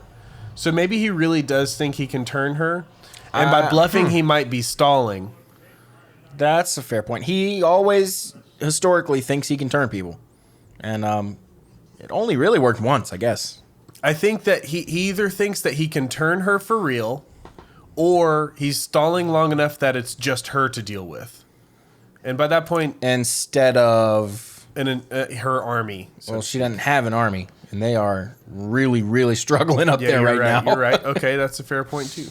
Also, blind Palpatine is quite scary. Yeah. Palpatine in general is pretty scary. Like that shot right there, dude. Come on. Also, earlier I was saying you would think a clone would be... right here he says they don't have long. And the way he says it is beautiful. They don't have long. Yeah. Right here. Here we go. Any moment. Nailed it. Okay, so I was saying a clone you would expect to possibly be slightly inferior, right? Maybe. Like when you copy an MP3, it degrades a little bit. Okay. Yeah. And the more you copy it, the more Okay. degraded it gets, right?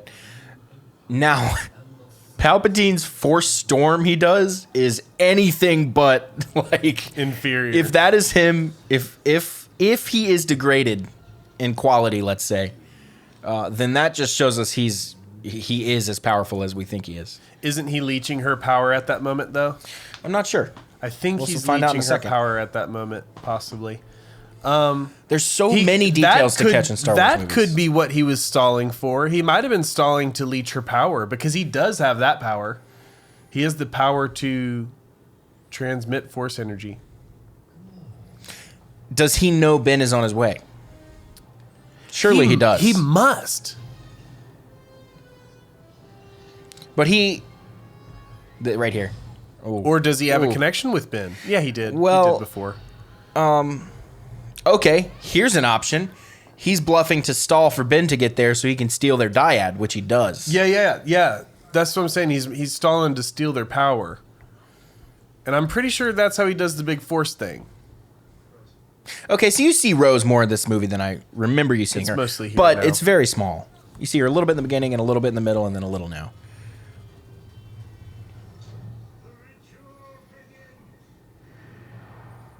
Okay, so looking at perspective, he's like 30 feet off the ground. Yeah. Sith.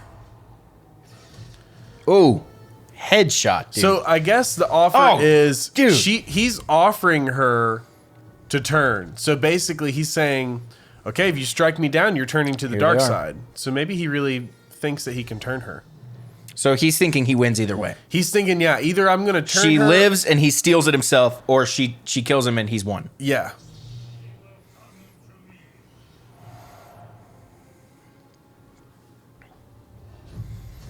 Now Kylo Ren is essentially unarmed, and actually did okay for a second, but now they got a big old combo in on him. He's not Yeah. doing so hot. Okay, so that is a big claw, and we don't see where it's connected to. That's what I'm saying. Where the fuck is that thing? I mean, Carabast. Look at all the cables, dude. Yeah. That's cool. Like, you gotta admit that's cool. Mm-hmm. And man, Ian McDermott Yeah. Amazing. carries. It's a beautiful shot. Also, that one. Just the way it's framed with the lightsaber lighting the face and the reflection of the lightsaber in the eye. Mm-hmm. Ah, he said it. Do it. I'm going to start using that one. Now, this is one of the coolest things in the entire movie. So he sure looks ready to die. Yeah. I think he might believe in this moment. Oh, yes. Now, here's the little shrug that everyone loves. Right here. Ready? Love it. Right here. Yes. Love it. He manages to communicate so much with that. So much. And she has another lightsaber. Oh, that's awesome. She came so prepared. Now watch this. She doesn't swing her lightsaber a lot.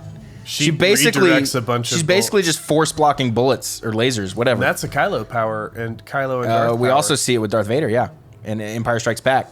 I wonder Han if shoots and he just I goes, wonder "Doop." if she leached a little bit of that Ooh. power from Kylo. That was a crazy cable shot for sure. Yeah. Kylo Ren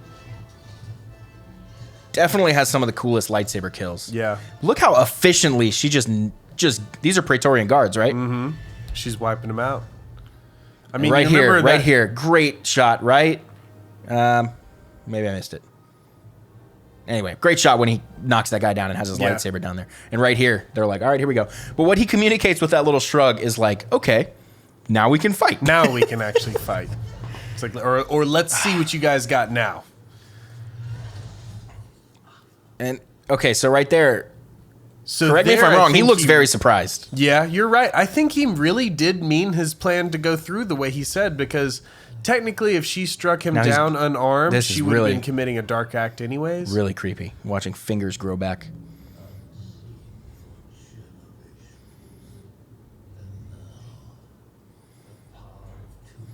This is where he gets his eyes back.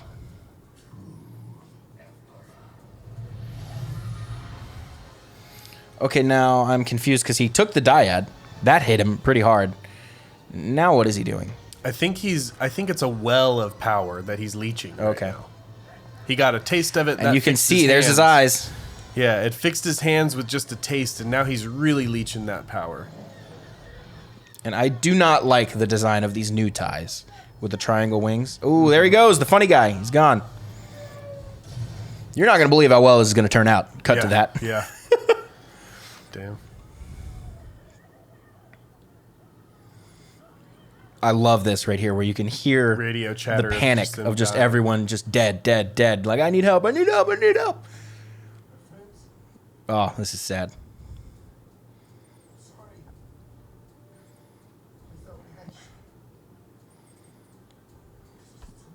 And not a moment too soon. The music starts. Oh yeah, this moment. And this is just like, whoa. This got an applause in the theaters. This got an applause. I remember. Big applause. And you can see the ghost right here in a minute. If you're really right here when the Falcon pops up, it's right behind and to the right. Right there. There's the you go. ghost. See the ghost from Rebels. Now, obviously, if you're watching our video, we showed the video on a much smaller screen because we didn't want to get anything flagged or anything. But just so you guys can roughly see where we're at, you can watch it on your own. Use our commentary along with yours. Yeah. And that's Wedge Antilles,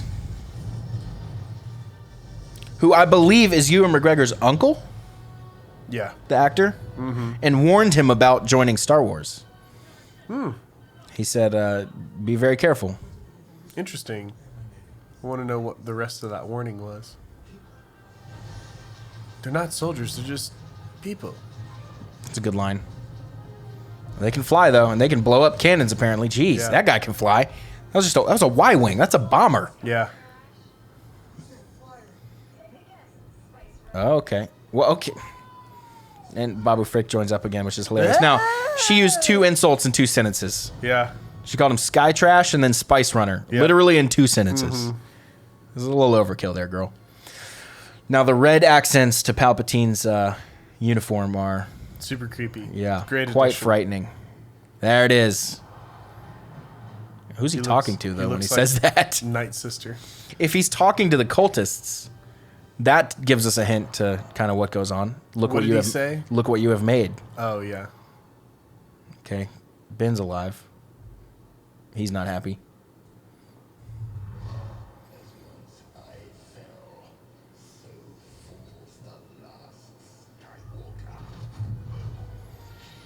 Now, do you think, putting aside the title of The Last Jedi, do you think a better name for this movie would have been The Last Skywalker? No. Because Rey might have kids and she might call them Jeez. Skywalkers. Yeah, but she's not technically a Skywalker. Yeah, she's not Skywalker. So do you think The Last Skywalker, or Well, do you that would think have been too telling. do you maybe. think it would have been more? Well, we know Ben's a Skywalker, so I mean, that's not giving away too much. The Rise of Skywalker? But do you think it would have been a better line for him to say, "So too falls"?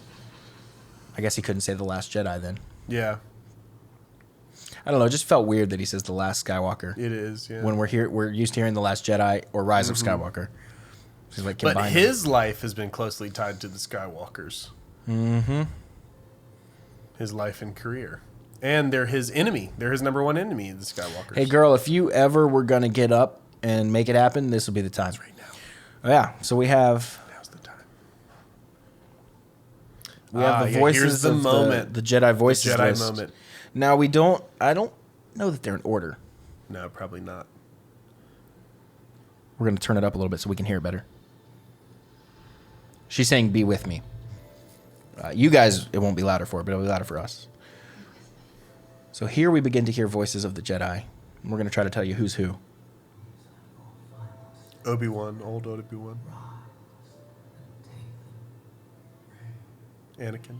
Ahsoka, Kanan, Anakin, Luminary. Mace. Yoda. Now they're kind of Yoda. overlapping. It's hard to keep up. Qui-Gon. Qui-Gon. Anakin again. Mace. That was Adigalia, I think. Yeah, Adi Gallia. The last one that says Yeah, Rise. definitely sounds like now, the first one that talks, I don't know exactly who it is. Sounds like It's not Alec Guinness because the only thing they Yeah. could get him to say was the word Rey. Yeah. And they had to do that by like splicing together a bunch of takes. Yeah, but I think it was supposed to be older Obi-Wan. Could have been the guy who played older Obi-Wan in Rebels. Could have been. I don't know. I don't think he was credited though. That's the thing. Gotcha. She's back. Now, we have heard and we have talked about, the two of us, that there was a alternate version to this ending. Don't know if this is true. I don't know if this is substantiated, but supposedly the Force ghosts were supposed to appear. I wish. And this might be slightly corroborated because there was word that some of these people did film for this. They didn't just do audio. They filmed stuff. So the thing that I've heard is that the Force ghosts were supposed to, again, for the fourth time in this commentary, we're going to reference Harry Potter. They were going to pull a Harry Potter where all the ghosts gather Like and the kind Elder of storm Stone. the Emperor together. Yeah. And that's how they get him, instead of the double lightsaber thing that we see. Which I think this is more important for Rey's story, though. Because if you just have all the Force ghosts come in, Well, they do it with her, not for Yeah, her. yeah, no doubt. And essentially, they're doing it with her now, too, just not visibly. Right. And I would have liked to have seen it. The reason I've heard that they didn't do it is because apparently China and East Asian cultures have a thing against ghosts that would have affected the viewership of the movie. So they made like a corporate decision, which of course frustrates me. Interesting. I would really like to see art above corporate. But, Yeah. Who knows? And here we just see him get disintegrated by his own Yeah, Force I don't lightning. think Even you're the coming back throne from is that, dude. disintegrated. All these guys are crushed under One of these, rocks. one group right here. Ooh, Ouch. ooh, Ouch. ooh. Just thousands of tons of rocks. Like, once again, another perfect little plug there. Right here, I This love is a this. You see beautiful Pride Run, and you scene. see him right here. You see him get thrown into the window at the very last second, right there. Yep. It's like 2 frames, maybe even 1 frame. You see his body jolt Yep. forward. Love it. And now they get to just have fun because the ships can't fight back. That's the finalizer right there. Yeah.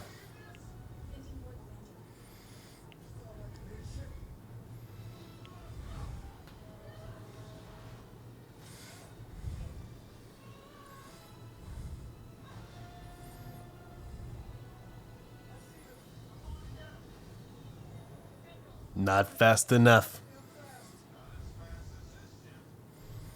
Here comes the Falcon. And that just shows how fast the Millennium Falcon Yeah, is. which is something we've. It was right for them to do that because it's something we have kind of overlooked. Yeah, and it's always been said, but we don't really see it that often in comparison to other fast ships. It's that like, we okay, well, know. they're all moving fast. Like, I don't know what fast and is. there, you know? Poe is like basically giving it all he's got, and he's just like, well, He's you're in a not small needing it ship. as fast as me. And the Falcon just blows by. Blows right by him.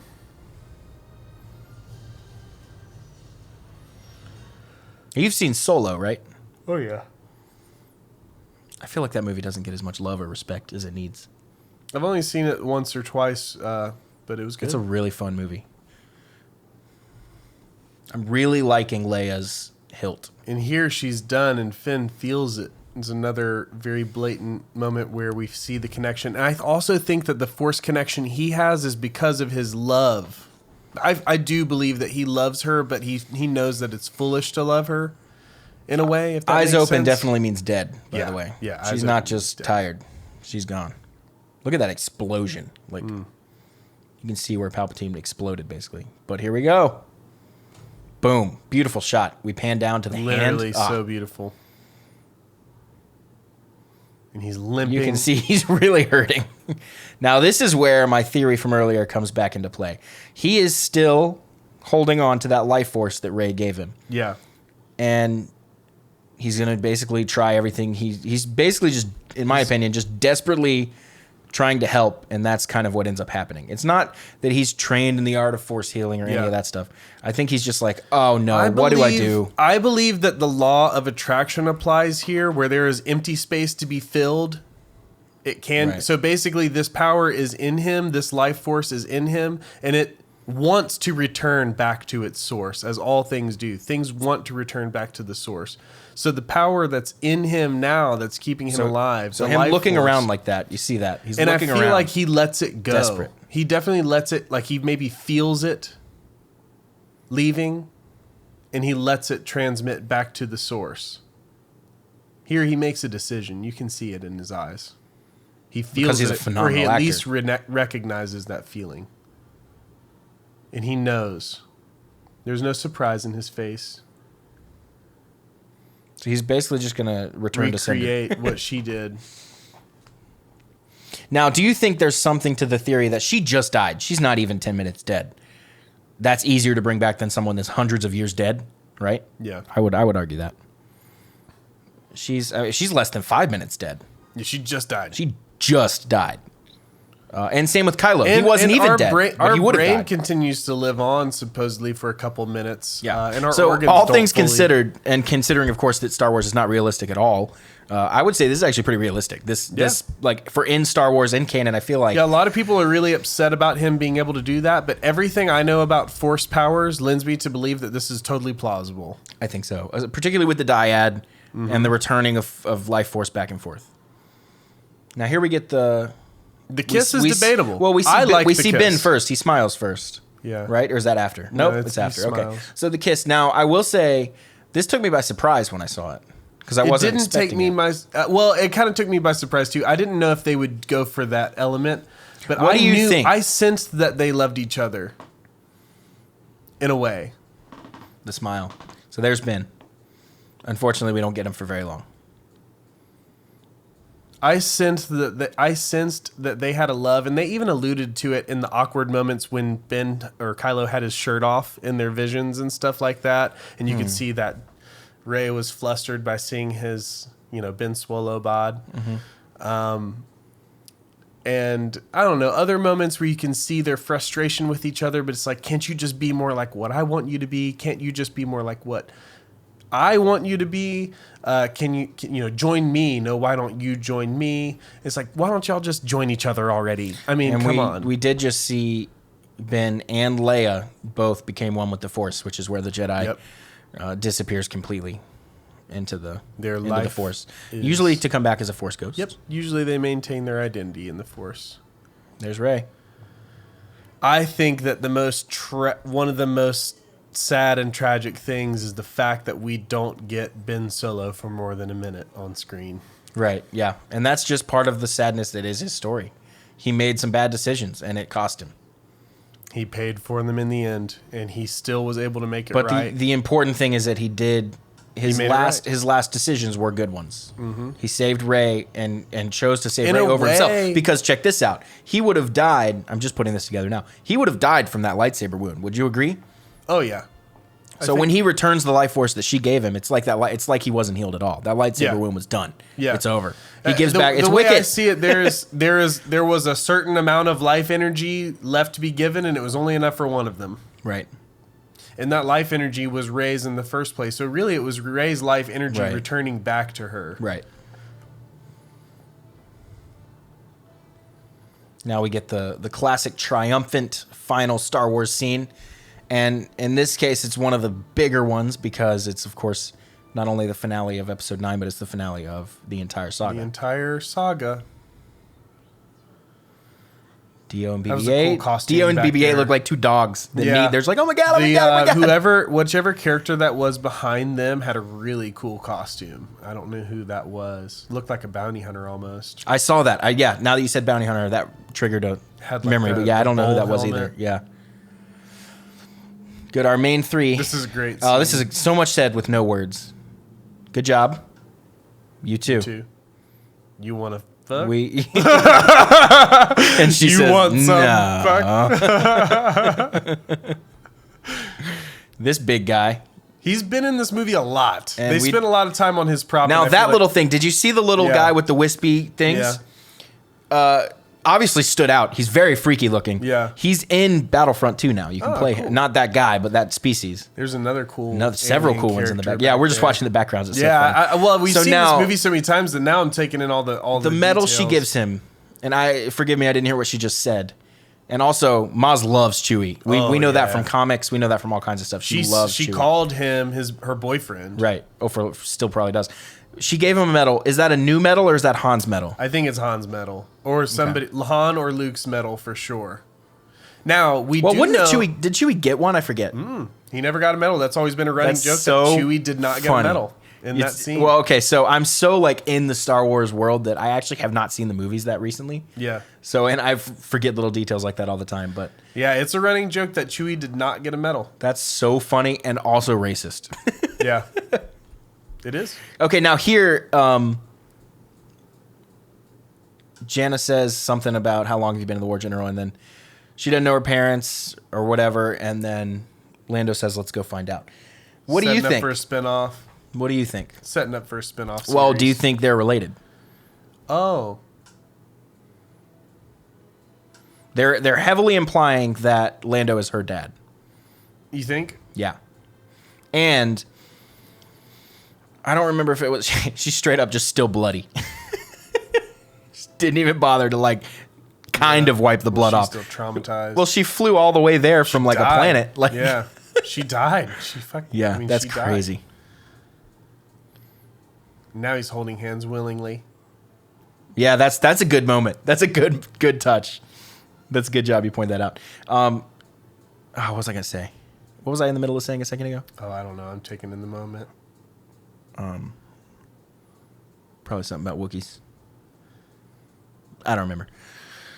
Well, there you go. Now we're at the epilogue. That was the end of Act 3. We begin the epilogue. When we see a sandcrawler, Yeah. we know it's Tatooine. You know it's time to close the movie.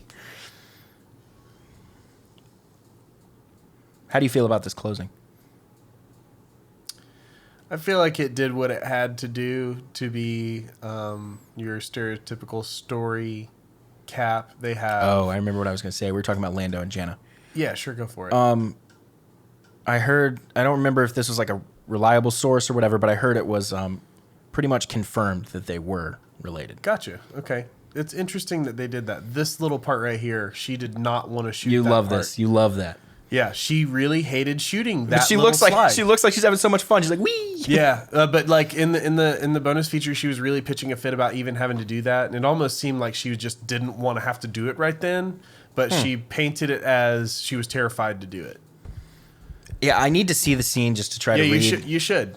Just to try to read into it myself, but But because yeah, to me to it sounds answer- like almost like a joke. Like, oh no, I don't want to do it. You know, like it's so scary. Like joking. Everyone's like, ha ha. Okay, now let's do it for real. You know. You'll see what I'm talking about. They had a long, excruciating day of filming, and she was putting a lot of stressful new things like that she had to do, and I feel like it was just like, oh, now I have to slide down this hill on this little slide. Like I'm done already, guys, and I'm just gonna pitch a fit about it in whatever way I can. It could have also been, you know, a bigger and scarier hill than it certainly looked like.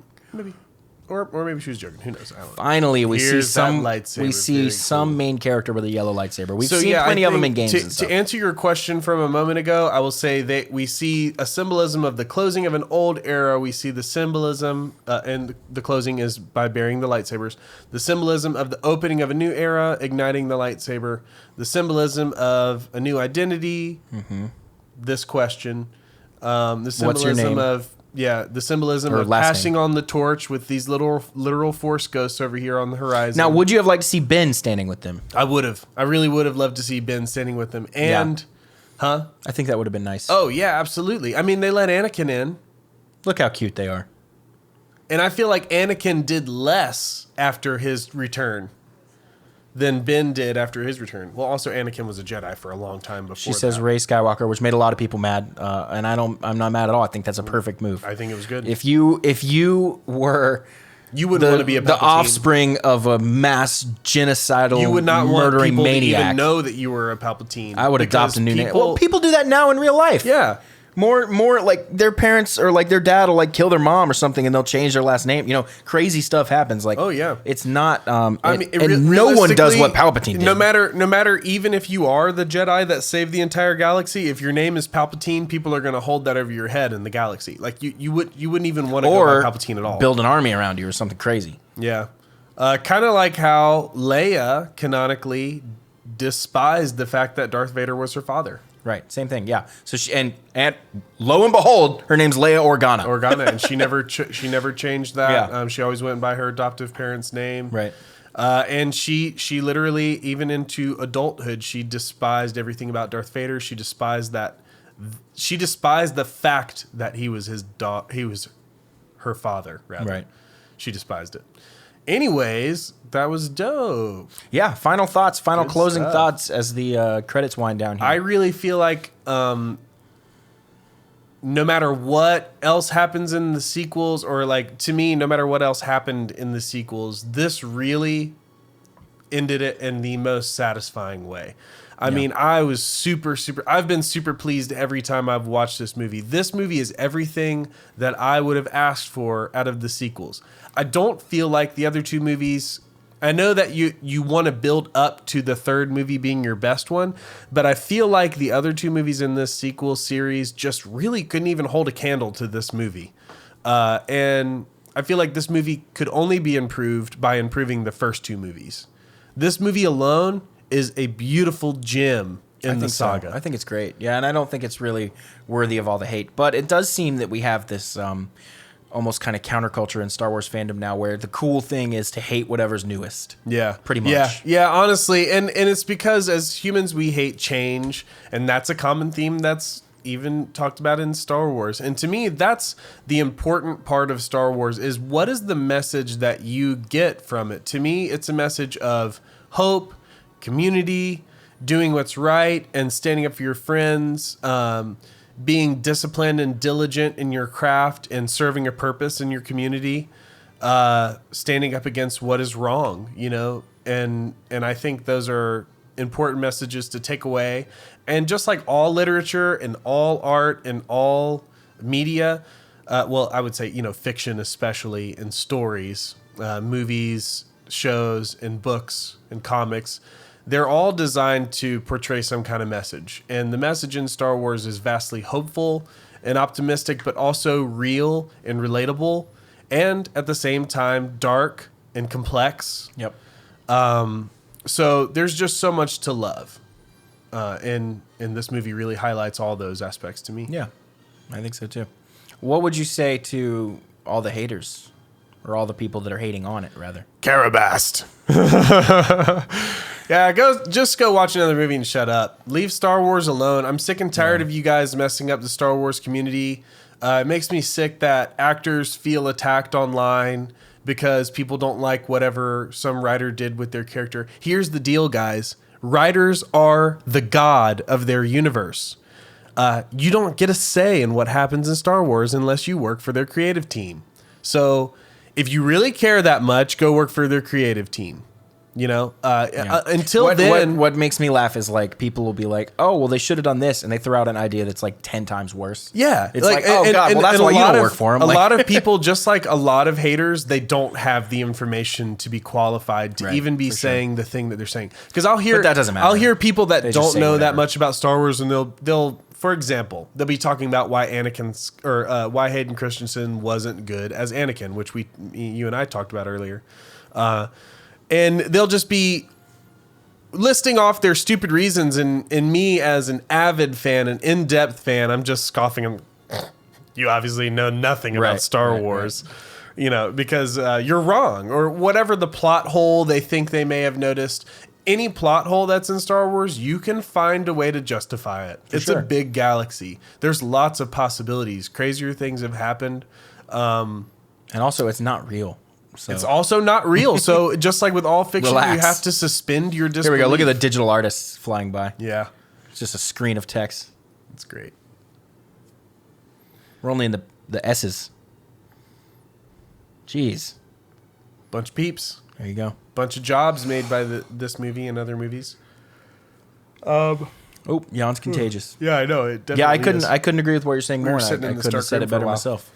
Yeah, absolutely. Well, thanks to everybody who watched along with us. Appreciate you joining us in our avid love for Star Wars and audio commentary. I don't think an audio commentary exists out there yet, right? They usually do director commentaries and stuff like that. But so. do you think it's with the Blu-ray, I guess? I'm not sure. Or are they only I'm releasing sure people digital? have. I'm sure people have done. Yeah, I don't know. Because usually They wouldn't release Blu-ray because they don't want people to leave their homes right now. Right. Usually audio commentary is released with bonus features, and we've seen all the bonus features. Yep, we've and the seen. bonus features are not a menu. this time. No, The it's so bonus basically you features- just get one like 5.5 hour Yep. clip. You get a 5 hour, 18-minute stream clip, and the 2+ hours is the movie. And you actually get more bonus content than movie. Oops. I karate chopped my mouth. Oh, there it goes. Ah! My camera lost focus. Everything's going here. Look at this. Thankfully, Come it's on. the end. Come on. Focus. There we go. There we go. Yeah, it's just the end. If you made it this far. Yeah.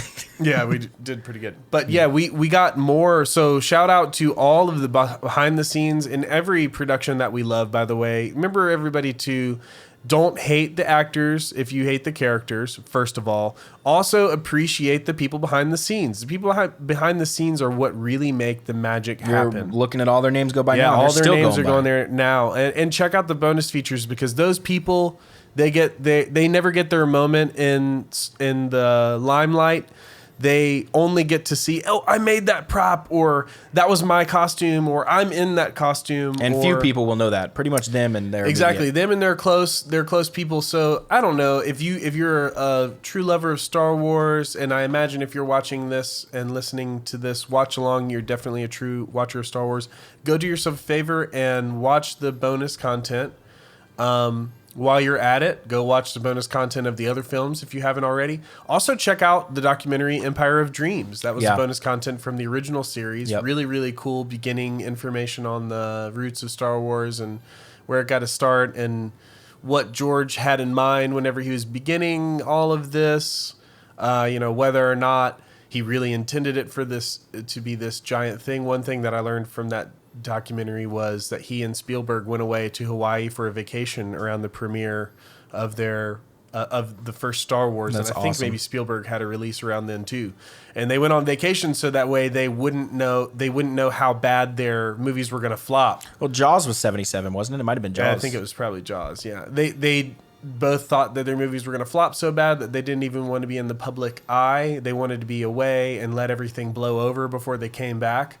And their movies were a massive hit. So. Cut to George Lucas making $4 billion. Written and directed by George Lucas. Yeah. Credits. Awesome. Well, that'll do it for us. Thank you guys so much for watching. As Yeah. always, I'm the Star Wars guy today here with my good buddy Logie-Wan Kenobi. And thanks for having me on, Star Wars Guy. And thank you guys. Yeah, make sure to subscribe below for more Star Wars content every single day. We'll see you guys next video. See you next time.